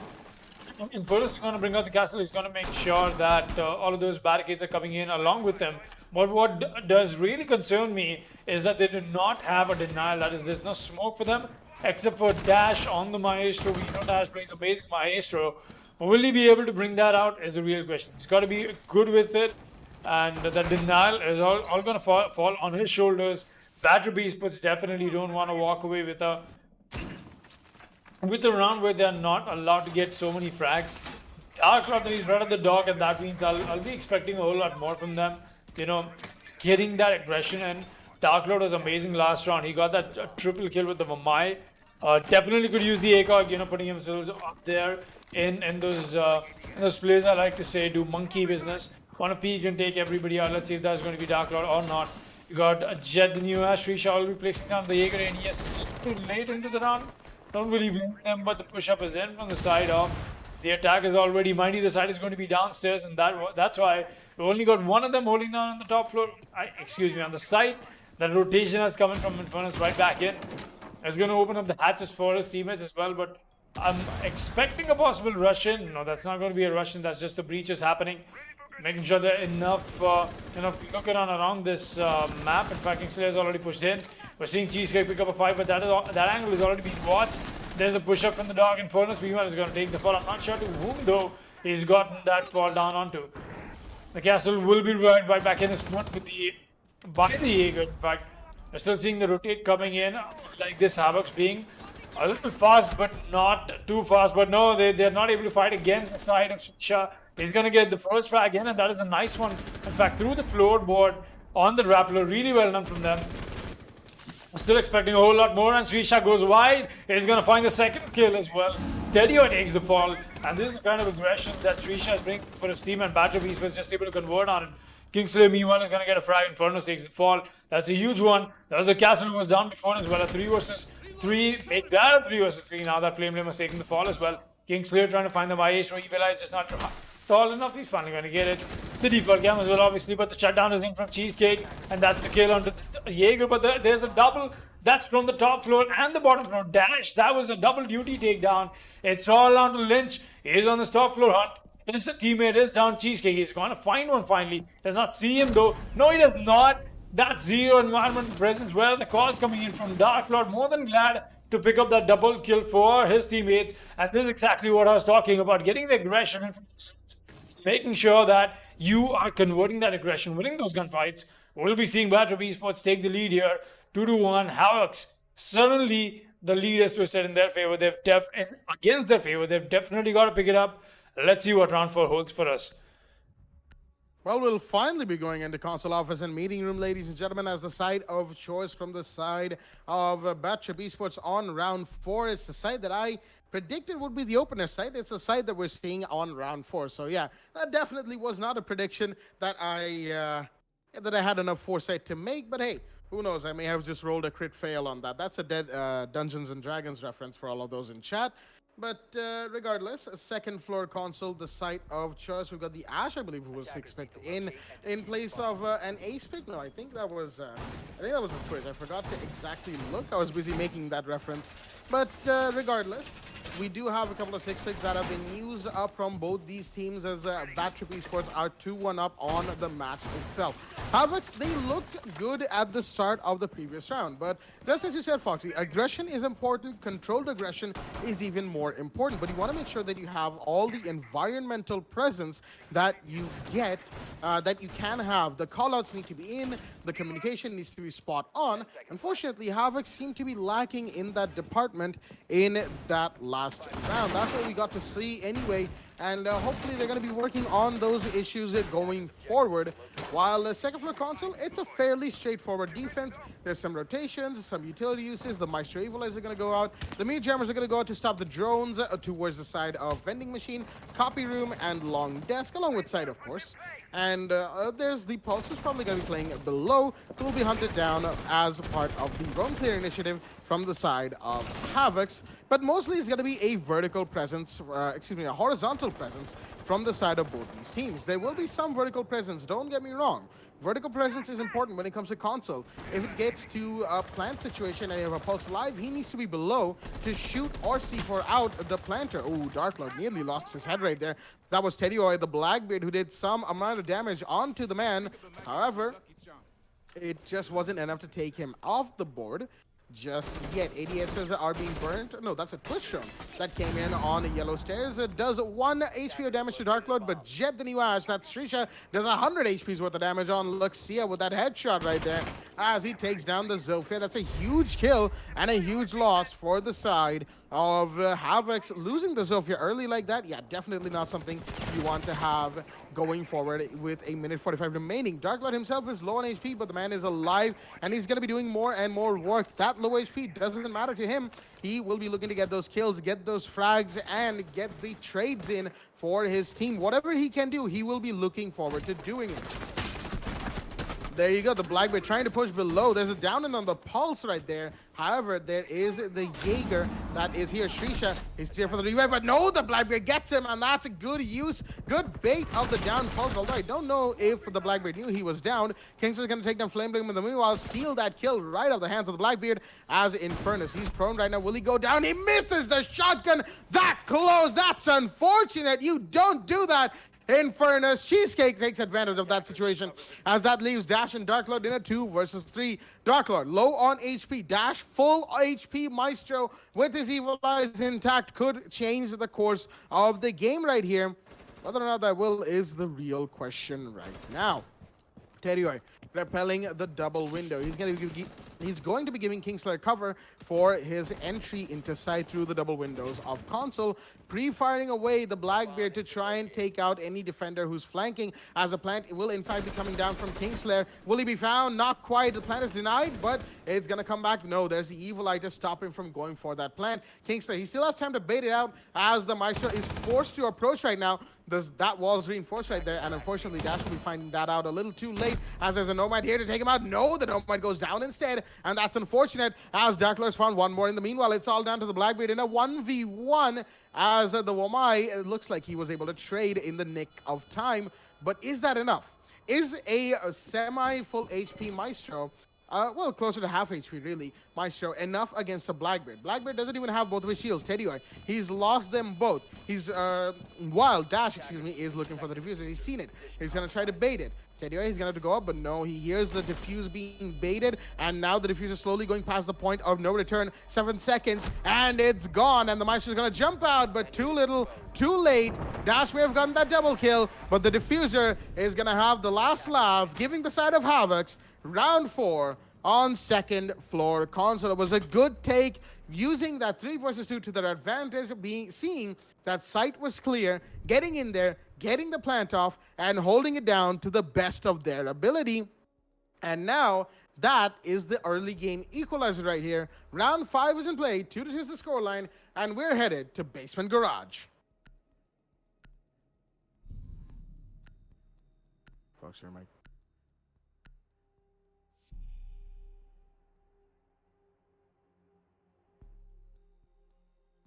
All right, going ahead, round 5 will be underway. We've got 2-2 established. 6-pick will come in from the side of King Slayer as well. That's from the sledge onto the Twitch. Definitely something that Havox has brought on board. That last round, though, the trade-off, though, is a good position for the Mice to be in. I'm not sure if it was the best one. Getting the counter defuse in is something he wanted to attempt, but just not quick enough for that. Havox using the time, in fact, after the post-plan situation, perfectly well done. Getting the kills when it was important. Getting that equalizer in, and looks like this match is going to be a whole lot more spicy. It's going to be very interesting. 2-2 already, and round 5 is underway. And that means both these teams are out looking for blood. And that's so much more that adds to the stakes in terms of how these guys play. Let's see going ahead what will be getting to see or not. Infernus back on the smoke. We've got Flame Blame. We've got Flame Blame running the Kaid. We've got Dark Lord running the Mai as well. Dash will be on the pulse. We've got Srisha on the Jaeger. Lynch has brought out the Thermite. That's essential hard breeze that you need for yourselves. And that is exactly what is going to help them get this round for themselves, because you want to go for the breach first and foremost. Infernus making sure that he's placing down the shields. I'm not sure if that is the correct shield that he wanted to go for or not. Oh, that is, in fact, wants to facilitate the kite for the trick. We're still seeing the kite trick being coming in from the side of Flame Blame. Seeing Lynch bring out a drone. In fact, he does spot the kite, and now he's got to move back and forth. Only he finds the drone, obviously. He's going to find it this time around, and there you go. He's going to make quick work of it. The push up within from the Twitch. King Slayer trying to find the kite shot. He's going to find it and try and fall back, but just not enough. Not right in time, at least. Another shot drone getting ready. He's not able to get it fine in time, and no, he won't. That's a good attempt from King Slayer, but just not good enough. That's huge. A gamble that I'm getting to see that Havox is trying to play on. You know, just getting these flags that, oh, that's a bait. That's a good bait. In fact, that's going to definitely make Dash wonder a little bit what just happened. He's just going to try to C4 back. But the push in from Piano is coming in, goes for the C4 attempt. Not going to claim anything, takes out his own Kai charge. That's more than enough. Tell you, starting off the things here. He's going to get the first strike onto Dark Lord. That's your Mai taken off the board. Not sure where that kill came in from. The breach will come down as well. Teddy again. Another frag. Infernus takes the fall. Dash is exactly where one of those attackers are playing. He does get the spot on the cardiac sensor. Does not want to go on it. Not yet. He does not know what's happening. He gets wall banged through the wall from Lynch off the breach. That is one hell of a wall bang. That was a long one, in fact. Flame Blade facing the heat from the yellow side. He's going to face the fall, in fact, as well. That's another kill. King Slayer coming alive. It's all on a Srisha. He's trying to push up on a 1 versus 5. Ace kill situation for the Jaeger. The plan is going down, and in fact, now it's a post-plan kill situation. Gonna try and tag up somebody, but he takes too many shots himself. The White Peak is here, and that is going to be the first frag. Teddy takes the fall. Your Blackbeard out. You still got to find the Ash who's closing up on you. A very angry Lakshya is what is going towards. You're gonna find him anyway. That's a double kill for Jet, the new Ash. Tries to find the third, and yes, he will. Really well, and that's a triple kill for him. He's still got to find Lynch and Cheesecake. It could be a possible Lynch's kill because he's expecting this, and yes, he will be. Lynch will be the one to finish things off, and Havox will be putting another round on board before we go to round 6. That is the last round before the roll swap. And like I said, this match is definitely turning out to be very hot, very spicy in terms of competition. It's coming very neck to neck. It's definitely something that we're not expecting going ahead into this match. Round 6 will be underway. We're seeing Havox back in the driver's seat, but for how long is the real question. Well, one thing is for certain, Foxy, the back and forth has been established. Both of these teams are giving it their all right off the back in Season 5, and that is exactly what you want to see from teams in Division to. They don't want to lose. They don't want to give their viewers and their fans a bad showing on the final season of the league, and that is why we're seeing a back and forth already between these two fantastic teams. Lynch with the 6th pick out of the Thermite into the Capitao, and Wamai was 6th picked in as well. Basement Garage was won by the attackers, and that is why the side of Badtrip Esports have decided to go on first floor lobby in this round, the last round before roll swap round 7.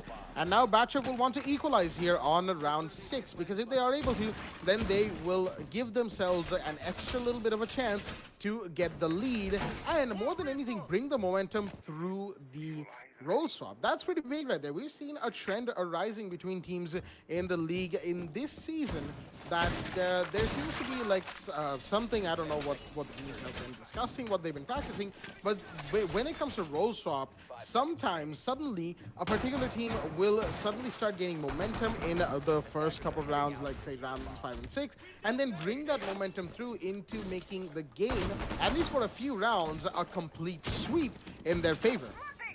And it's a good trend. It's something that we like to see, because it establishes more than anything a back and forth that extends it even farther. If there's a back and forth established, it gets extended, and that makes the match even more exciting. Anyway, with the breach charge on the Blackbeard, it's going to be making the castle barricade go away on the west side front yard window, or the connector window, excuse me, as it's more commonly known. There is, in fact, an operator playing inside of a meeting. Actually, connector itself, that's the Wamai Flame Blade with a good position right there, who's protecting himself and standing on the shelf, or actually close to that little cabinet thingy that he's next to.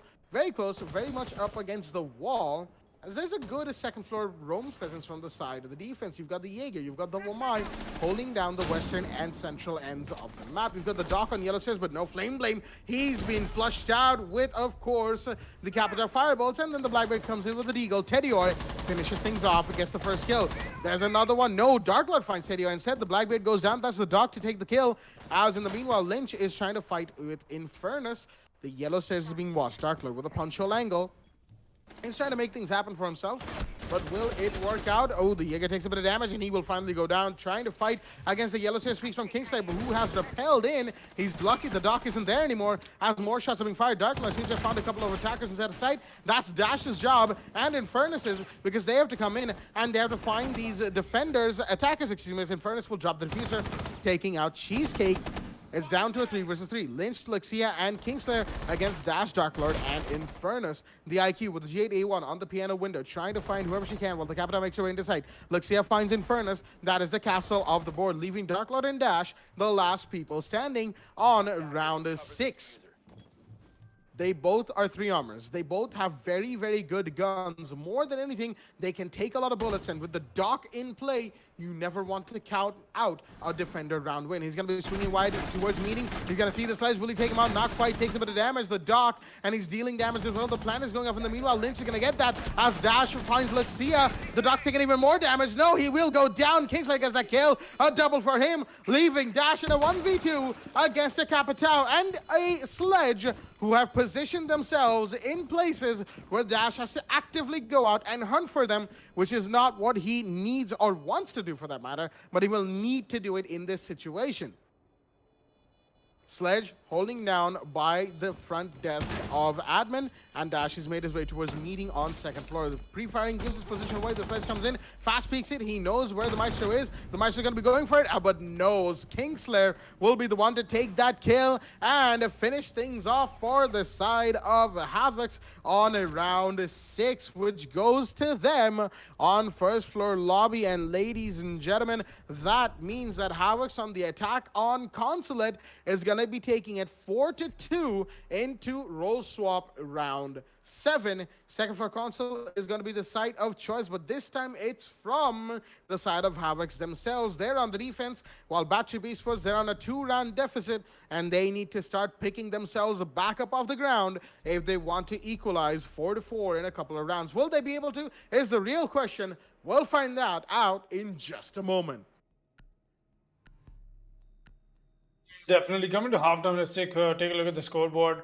We've got Kingslayer on 10 frags for himself. Darklord on the other end for Badtrip Esports has definitely brought out the frag potential for himself as well. 10 frags on the board. Havox, despite some amazing shots that Kingslayer has been able to land, we've got Lynch on 3 frags himself, Teddy on 5, Cheesecake on 3, and Lakshya on 2. That's something similar to what Badtrip has brought out for themselves. Jet the new as that is Srisha will be on 7 frags for himself as well. But that's not the case for Badtrip Esports. Badtrip Esports, they've been lacking to put these rounds on board, but I get it, it's an attacker favored map, and Havox has taken maximum advantage of it. Let's see if Badtrip Esports, after the swap on round 7, is able to take the same advantage from them or not, or is it just going to be Havox keeping the advantage, going ahead? Already a spawn P coming in from Kingslayer. Look at this, very aggressive. I don't think expecting that the push-up from Thatcher is already happening, so it's going to fall back. That's not the Thatcher, that was the Sledge, because the Thatcher is not into play.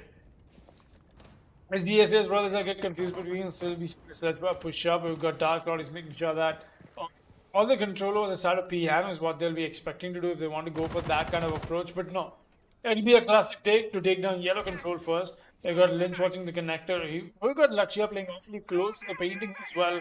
Kingslayer, though, he's alone. He wants to make sure he stops off any strays that the attackers are trying to bring out on board for themselves. Seeing the rotate coming from Lynch, that is the same side rotate that is using for himself. Steady Eye will still be watching this angle. He's holding down all by himself, and Lakshya has gotten aggressive. He's going to find the first frag, and that's going to be on the window. Jet the new Ash takes the fortress to go in for another one. It's a white peak here. He's not able to find it, at least not yet. Cheesecake. Unless somebody else is going aggressive along with them. They want to go for this aggression. They've taken care of the Nomad charge, I presume, but Sophia, that is a rappel outside Dark Lord, has got to be very scared about this. And yes, he is, in fact. The rotates are coming in from Badtrip Esports off to not very great start, and there you go. Kingslayer is going to get taken out by Dark Lord, and a double free kill for Dark Lord to attempt something extraordinary. It's not enough. Teddy is going to get the frag on a Flame. That's an important one, in fact. It's still got the diffuser in the hands of Infernus. 1.5 minutes left. More than enough for Badtrip Esports to walk out of this one. But will that be the case for them or not? We'll find out. Dash wants to go in for the rappel, but he knows there's somebody else playing on the top yellow, and that's going to be Lakshya along with Teddy Eye. That's 2 angles already being controlled, in fact. We've got the rappel done all by themselves. Cheesecake will be on the other side as well. Looking great in terms of if I was defending, Havox has got all angles covered. They definitely got the attackers in a really bad spot that they'll have to be nowhere away from winning these gunfights. I'll still be seeing the push-up from Dark Lord. He's gone for a full rotate, but he's not expecting this. No, there's nothing to expect because there's nothing happening. It's a quick rotate that is coming in from the side of the attackers. We'll still be seeing 3 vs 3 for a really long time now. 30 seconds left. And now the defenders know exactly where that push is coming in from. The Jaeger is undeterred. He wants to go for this. He wants to find that. Does he find it? No, he just scare the attacker and come back. Teddy Amiwa has gone for a run out though. He's going to find himself a frag and move right back in. That's a really good one. A great advantage, in fact. Swung right back in the favor for themselves, but the connector rappel is in. Cheesecake fights this. He's not going to be able to win that. The Nomad takes one, but he's going to go down. It's a 1 vs 1. There's the finisher from Teddy. Does he find the 1v1? Where's Infernus? He's got to push up. Where's oh, he gets it. Infernus finds Teddy. There's the whistle playing up top, and he is going to get the clutch in for Badtrip Esports. The 1 vs 2. Turn that into a 1 vs 1, and the blinded shot on the top of the yellow stairs is what is going to keep Badtrip Esports alive in this match, and all the while more closer for the equalizer. A 4-3 in fact now, with that clutch coming in from Infernus. Badtrip Esports stay strong and will be going to round 8. And that right there, ladies and gentlemen, is what you call unfortunate positioning. It was all in for the side of Havox on the defense. They had it down to a 1v1, but Infernus, he knew where the last defender was. The defender had no idea where Infernus was approaching from. It was a game of intel and a game of who would get the shots in first. And unfortunately, the position that, that was being held right there was not the position that you wanted to be in against a Hibana who's peeking that particular area. Regardless of, regardless of whatever positions, Gershmots, whatever utility might be there, you never know if you will be able to take that gunfight. It's a 50-50 chance of you winning that. Unfortunately, it was won. The gunfight was won, don't get me wrong, but it was won by an attacker, not the defender, like the way Havox wanted. Right now, it is a 4-3. Badtrip Esports still on the deficit, but they've given themselves one round. And they have one more to go. One more round. Excuse me, then. One more round, and that will give the side of Badtrip Esports the equalizer, giving themselves a solid chance of winning this game. It's the equalizer that really matters right now, and that is what they'll be looking for in this particular situation. While Havox, they want to extend their lead. Losing that round was definitely, oh, that's just unfortunate. Teddy Oi, he was looking for a window break, all right, but that was not the window that was broken. Dark Lord came from behind him on the Visa window, North Visa window, that is, and took him out of the equation. Nice and early. Lynch, in the meanwhile, droned out inside of admin. He's got to be careful in the way he makes his moves because he could be taken off the board if he's not careful. Windows are being broken in copy room as well. Lynch manages to reposition inside of the copy room, inside of break room, but you know, it's just one place. There's a soft wall. There's two soft walls, excuse me, that are stopping him from getting peeked. And the drone's been taken out, but the attackers now know where he is. He's about to be pushed, and he's about to be pushed very hard from Badtrip Esports. And there you go. He's gonna go down before the push could really materialize. Dark Lord with another kill for himself is giving the side of Badtrip Esports a good beginning to round 8 on second floor console office. This definitely does not look like Havox are you know, they don't look too good on the defense right now. They're getting a little too hyper-aggressive, a little too confident, and there goes the Maestro. That was a completely unnecessary peek from Kingslayer. Flame will more than happily take that kill, as that leaves Luxia and Cheesecake, the last two standing, in a 2v5. The plant's coming off, the smoke cannons will go up, but in fairness, he's gonna stick it, as pros don't fake, and he will get the plant off, leaving Cheesecake the last man standing, who won't even get a single kill, and that will give Badtrip Esports a flawless round on round 8. Second floor console goes to them once again. And ladies and gentlemen, that is the equalizer, 4-4 in nobody's favor going into round 9. Badtrip Esports, well done on the attack to give themselves these 2 rounds. This match just got a whole lot more exciting and a whole lot more close.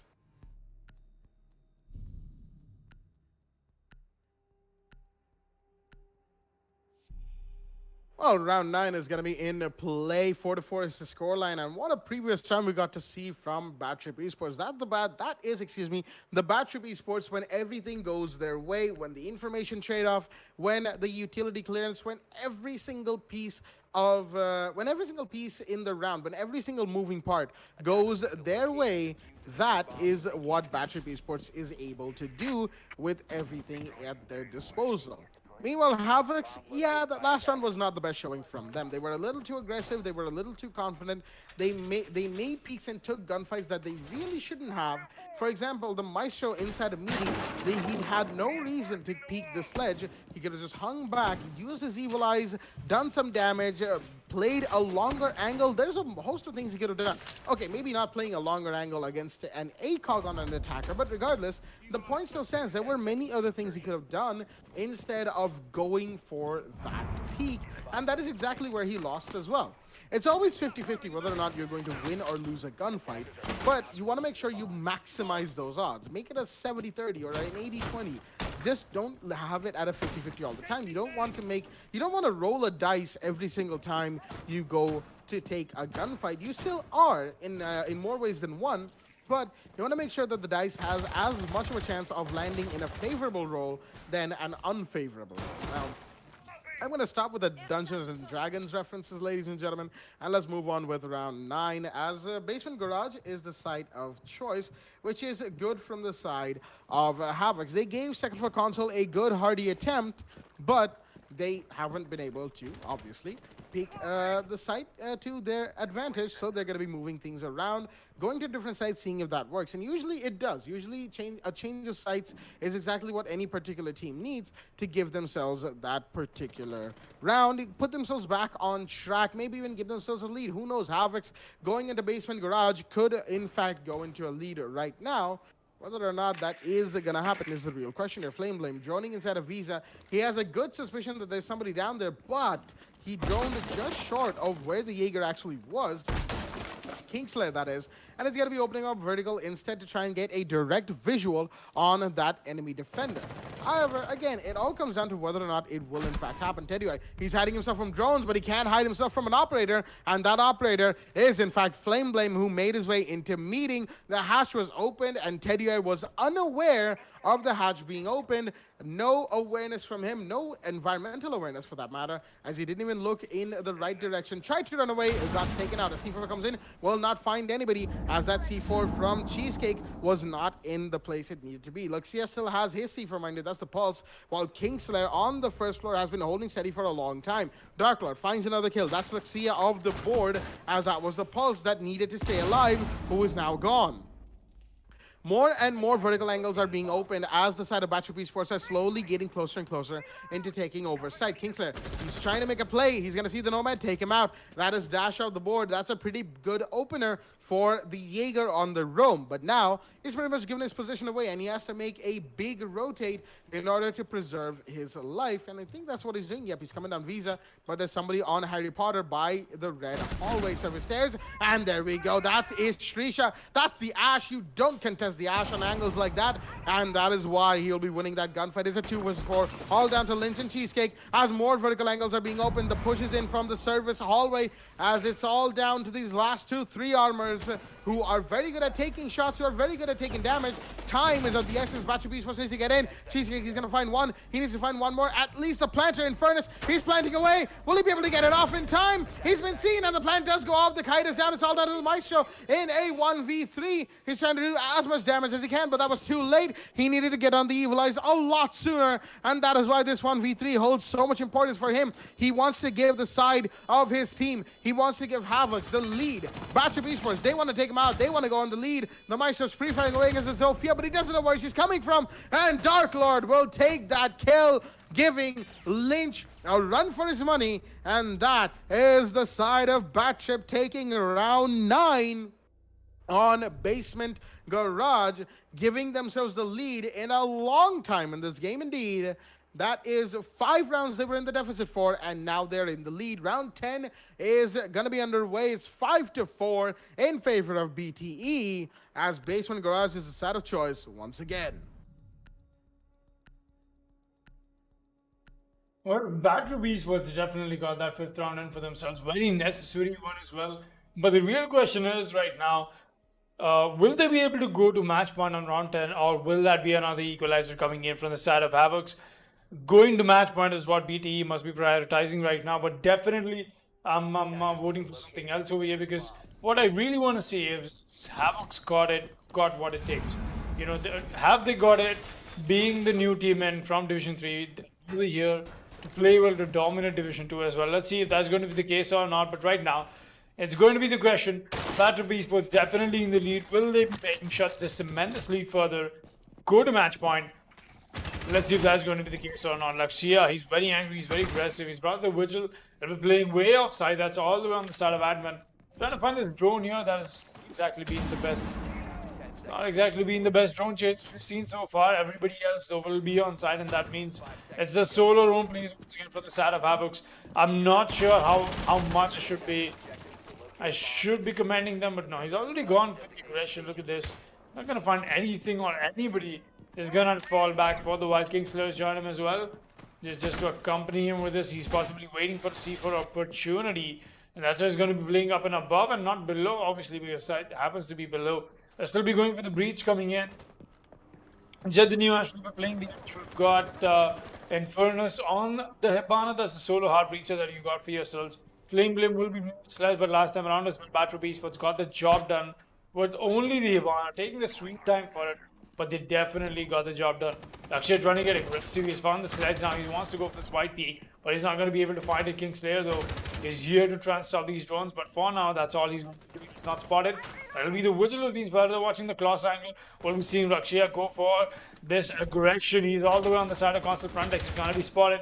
Nomad comes in. The white peak dashes. It's going to fall back. There's so many angles that they've got to worry about, so much randomness that they're expecting, but TEC is going to get caught up by Dark Lord. That's a good attempt from him, but just not enough to convert that into something useful. I definitely were expecting a whole lot more from TEC, but he's fallen down, and that's how Jaeger taken off the board. Not a great start for Havox, as Badtrip Esports definitely looking like they want to take this match point.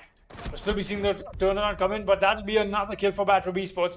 Putting that on board, Flame is going to get the kill with the sledge coming in. It's all under the Maestro. The Kaid has ripped out the C4. We've got one more C4 operator left, and that is going to be Kickstarters all the way above. The C4 is ready, pre-placed in fact from the Kaid. He's waiting for the push, and there it is. That's the audio cue. He's not going to be able to get it. That's a lot of damage, but just not enough. And Flame is going to survive at least for the minute. Lynch Beamer is going to find Darklo. That's a good kill, at least a necessary one from them. There was a lot of damage done on him, trying to go for the white peak, and he's going to get it. That's a nice kill for Cheesecake as well. That's a man-cut equalizer indeed. A 3 versus 3, but going ahead, let's see what happens. They're trying to find the aggressive roamer. They do not know where the last defender is. That is what has been irritating them. Havox has definitely turned this in their favor. Will they be stopping Badtrip from going to match point is the real question. Kingslayer watching this angle. He knows the push-up is imminent from the side of the bottom yellow. And it will be. But that's a kill for Jet, the new Ash. Risha takes the kill. And that'll be the Ash, making sure he establishes a presence and the dominance on the yellow stairs. Trying to get all this breach done. That'll be Cheesecake. Someone connects that shot. Alright, that's a nice one. It's a lot of damage being done already. Inferno is getting ready for the plan, but Dash is all the way on the other side of the map. That means the push-up will not be spotted by anybody else. They've got to go with frags. 15 seconds remain. Cheesecake will be flashed. He's going to have to move back, but the push-up is in. That's going to get caught out. Inferno has got to get a double kill, but he won't be able to. Cheesecake saving the round here with a triple kill towards the end. Stopping one, stopping them all. Havox will be making sure that they don't allow Badtrip Esports to allow them to even go and touch match point. Awfully close, but just not enough. The equalizer is right back in from their side. 5-5. Round 11 will be into play. And let's see now who takes match point first. Is it going to be Havox or is that going to be Badtrip Esports? Well, that is certainly quite the round that we just got to see. It was all down to the Kaid. Cheesecake doing everything in his power to shut down the side of BTE, and he was able to hit it so much damage with that C4, and even more with his gun, connecting some beautiful, beautiful shots right towards the end of the round. And that is why we see a 5-5 and not a 6-4. Badtrip, they looked strong enough to take the match point. Unfortunately, that strength dissipated at the worst moment as they folded to a Kaid sitting behind the white van of Basement Garage. Second floor console office inside of choice right now on round 11, and it's definitely pretty interesting to see how this game has progressed. Like I said before, it's a back and forth that we're seeing between both of these teams. Havox won the first round way back, the very first round. Badtrip Esports then took rounds 2 and 3. Havox then took rounds 4, 5, and 6, and 3 more rounds were taken by BTE. And finally, the 10th round that we just had was taken by Havox. It's a back and forth that they've had. However, this back and forth can only go on for so long. If this match, say, goes to match point after this, if Havox, continuing the trend of the back and forth, goes into match point, then Badtrip Esports will be in a spot of bother, a massive spot of bother, in fact, as they will need to make sure they don't lose a third round. And if they do, then that's it. That's game for them. Teddy once again with a spawn peek, this time on the west corridor window of first floor, but he's not going to be seeing anybody. Nope, there's no bodies in his general direction. The window that's been shot is above him as the bathroom window, ladies and gentlemen, as Shrisha in the meanwhile is suspicious of connector window. And while Kingslayer is in connector, he's not actually going for a peek, so, you know, he's all good in that area for the time being. Teddy is still holding that down. The patience on the man is real, as Darklo is going for a window breach somewhere else entirely. And yeah, there's nobody close to the visual. He's gonna have to rotate, and soon, and looks like he will be doing just that. Cheesecake in the meanwhile, he's been asked to make a line of sight out of the bathroom where one of his friendlies is playing. Meanwhile, Shrisha starts things off, finds Kingslayer, Dash finds Teddy. That's 2 huge kills for the side of Badtrip Esports, and that is unfortunate for the side of Havox. They have just lost 2 of their most influential players, as the Mute, he tried to go for a cheeky play with the connector window, but he broke it at the wrong area, which did not give him enough line of sight on the attacker playing on the meeting balcony. Shots are still being traded through long desk. Luxia trying to make things happen for himself as a hard breach has happened from the Hibana Infernus, using the Excaris pellets to give the side of the attack another slightly longer angle, and that is exactly what they need right now. They need to establish angles and crossfires, while Infernus will be the one to go in for the plant, assuming, of course, that he stays alive in the farther stages of this round. Cheesecake, I think he's preparing a C4 throw, looking that high up, but no, he's not going to go for it just yet.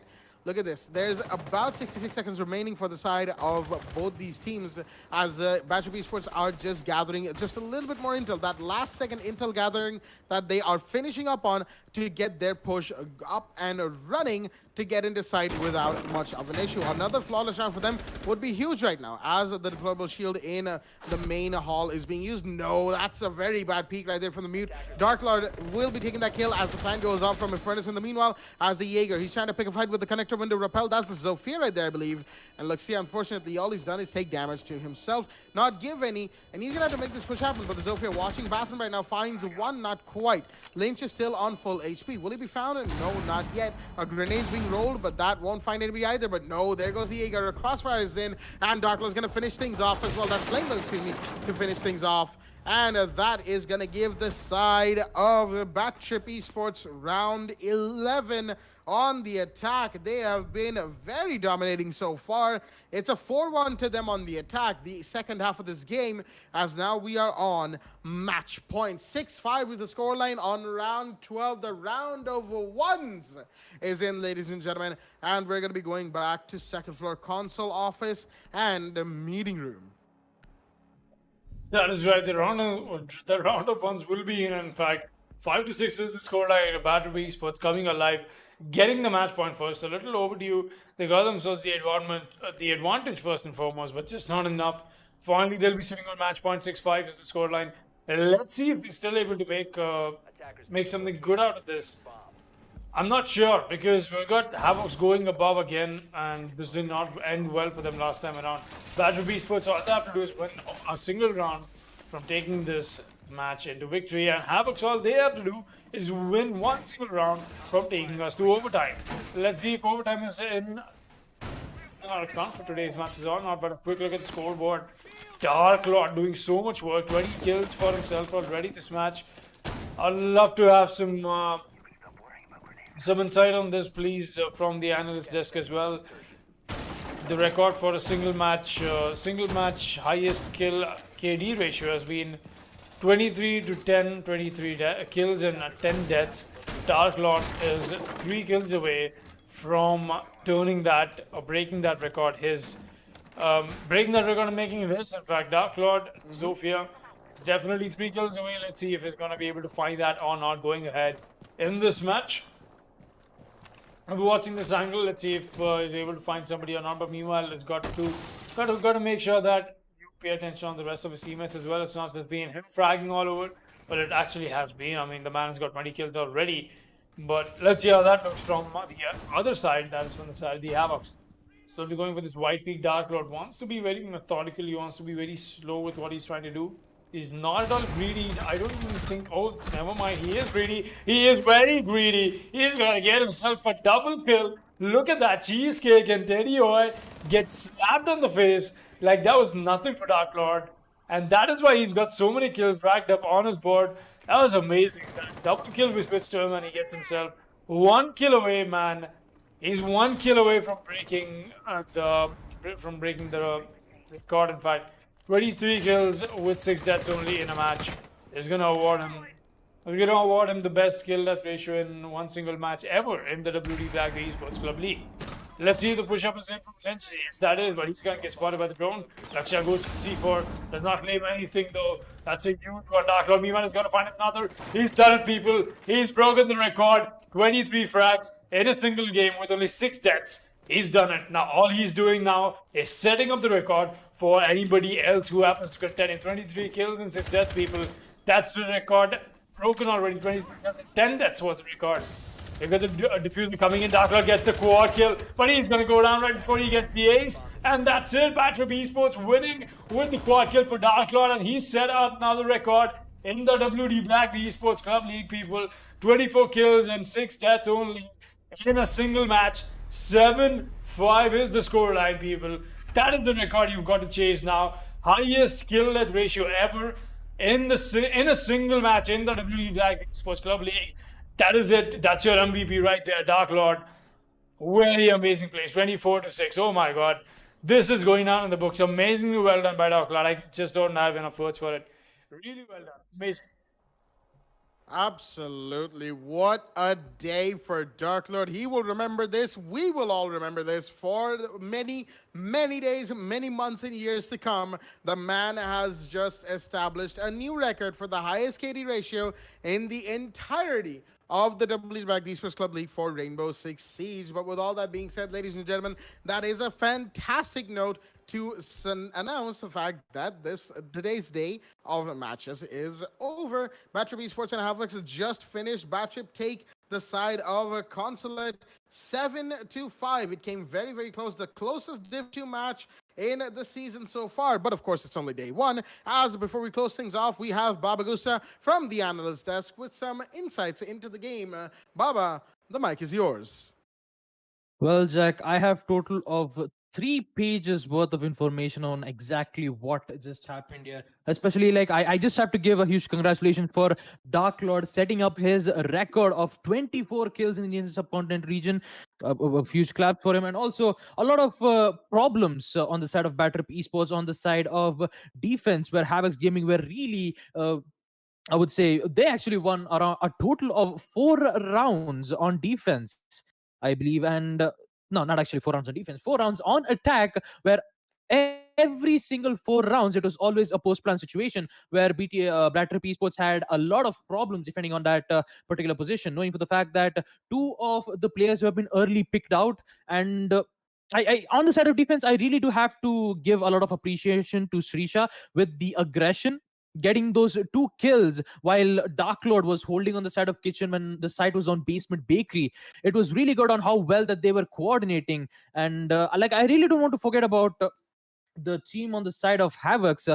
I believe Teddy Oy taking out Dark Lord gave the opportunity to get control on piano and bathroom, giving them to open up the basement wall and go for the plant. Like, there were many amount of opportunities where Teddy Oy, who's playing as the backbeard, not only he actually took out Dark Lord on the side of bathrooms, but he also gave the opportunity for the attackers to push on the side. Every single time where BT was defending on basement, they did not have the piano control properly because of Teddy Oy, and I have to give a lot of props to him as well. And also the second time where he actually baited the player to come in to go for the revive, but unfortunately he was on the right side of the piano window and took 2 of those players out. But in the end, Badtrip Esports won, and I have to give a lot of credits to him. We did see a lot of unnecessary peaks coming in from Havox, as just like you said, Havox, just like you said, Jack. 8th round, a lot of unnecessary peaks. Lynch was on 9th round. Lynch was too late to use his evil eye, leading Infernus to plant the diffuser. If Maestro was too early to take out those diffusers, they might have actually had a chance to go for overtime, but unfortunately in the end they did not get it. And last on 10th round, Cheesecake and Lynch with the great crossfire angle, saving the Kaid when he was playing as the Maestro to take out one of the operators who was going to be pushing on the side of the hallway and eventually getting them those win. But at the end, Dark Lord with 4 kills.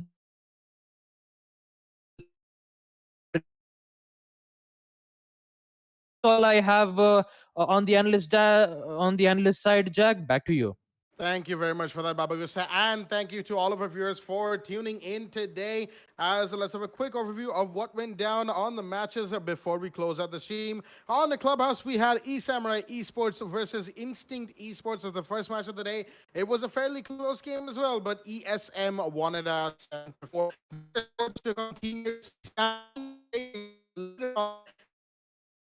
And, well, all right, looks like we're actually out of time, so excuse me.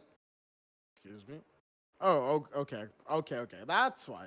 All right, so apparently there was a little bit of an issue that stopped my voice from going through on stream. So apologize for that, ladies and gentlemen.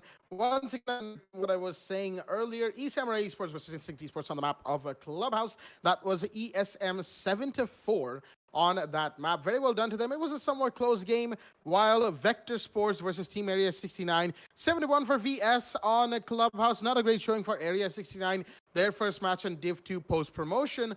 While Badtrip Esports versus Havox, this came very close indeed, but BTE win out on console at 7-5, and of course a new record in the entirety of the league, a 24-6 kill game for our very own Dark Lord. Very well done to the men, very well done to all of our teams today, as we will of course be closing out the stream right here, right now, ladies and gentlemen. It's been a fun stream day, as we will see you tomorrow with even more Division 2 action. Stay tuned, and good night.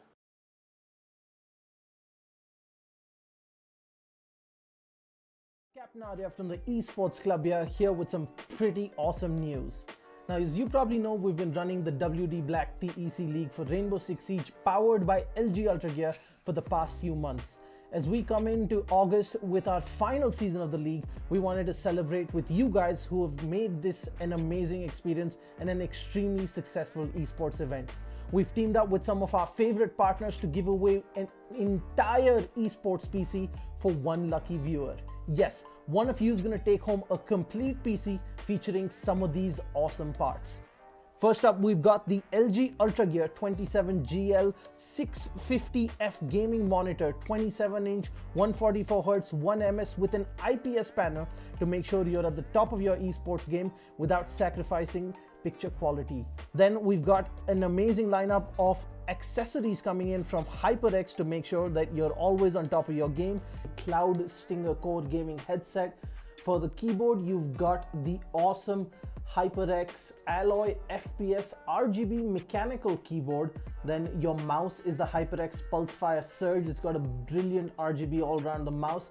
For the mousepad, you've got the HyperX Fury S. That is the speed edition of the extended mousepad. And then of course for your memory, you've got the HyperX Fury RGB RAM. You've got 16 gigs at 3400 megahertz. Next up, we've got the WD Blue SN550 NVMe SSD to make sure you're spending as little time loading and booting up and spend more time gaming. And then of course at the heart of this PC is the Ryzen 5 3600X CPU.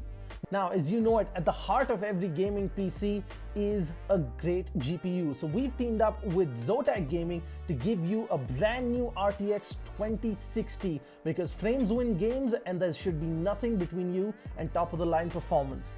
Next up, we've teamed up with NZXT, who make some of the best and most premium PC components on the market. Powering your PC is going to be the C850 fully modular power supply, and your cooling solutions are going to be taken care of the Kraken X63 all-in-one liquid cooler. Now, we wanted to make this PC something truly special, and while the NZXT H510 Elite is a great cabinet for anyone, it wasn't enough. We teamed up with NZXT to give the winner of this giveaway a brand new NZXT H510 Siege Edition cabinet. This is a limited edition licensed Rainbow Six Siege themed cabinet from NZXT. There are only 500 of these in the world and just a handful coming to India. The side panels of this cabinet are themed in the wall and door reinforcement designs from Rainbow Six Siege, and there is an illuminated 6 icon on the front panel along with a 6 icon charm and a puck in the signature breach charge design, which is only available with the H510 Siege. And one lucky winner on this giveaway is going to get a full esports PC sitting inside this beautiful cabinet. Now that you know everything that there is in the giveaway, the question is how you can take part. Well, it's fairly simple. First, head on to the link in the description of this video. Once you're at the giveaway landing page, fill out your details and follow the instructions. First, head on over to Facebook, make sure you're following us. 2, make sure you're following the Esports Club on Instagram. And 3, make sure you subscribe to us on YouTube. Simple so far. Now the interesting part. In a 1-minute video on Instagram, tell us why you deserve this epic new PC from the Esports Club and all our partners. Make sure you follow the instructions carefully, use the right hashtags, tag the right accounts, and you can be one step closer to winning this epic setup. Now that's it guys, just a little bit of work and you can be one step closer to getting yourself your dream PC. I'm Captain Arya and this is the Esports Club, and we hope to see you in our next tournament.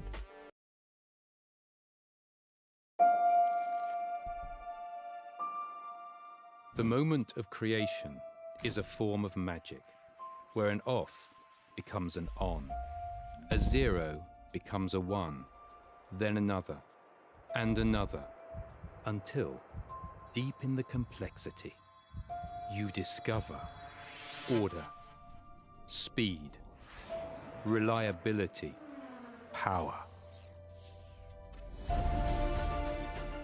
Experience the WD Black NVMe SSD.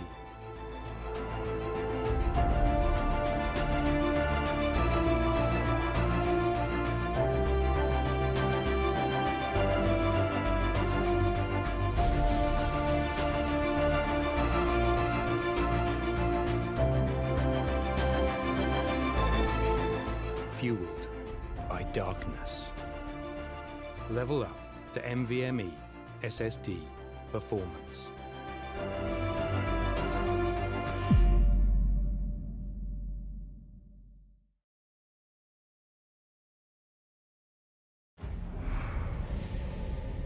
Numerous forces aimed at the Earth.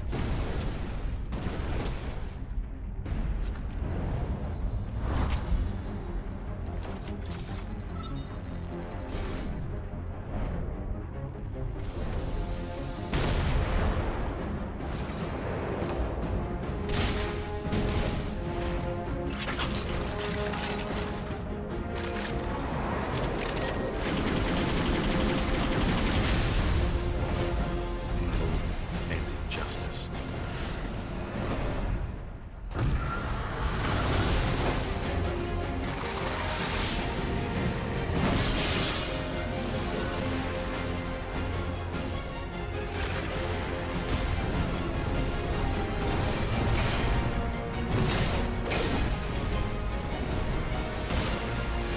Let the glorious battle begin.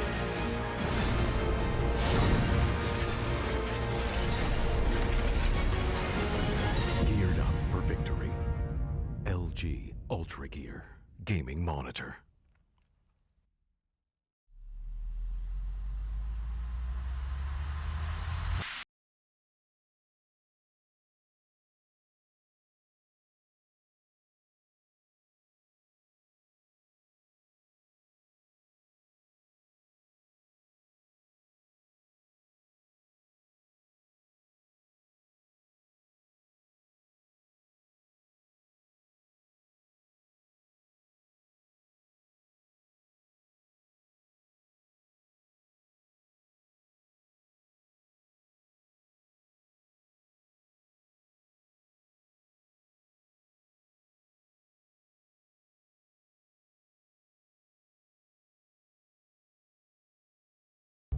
Ready to breach.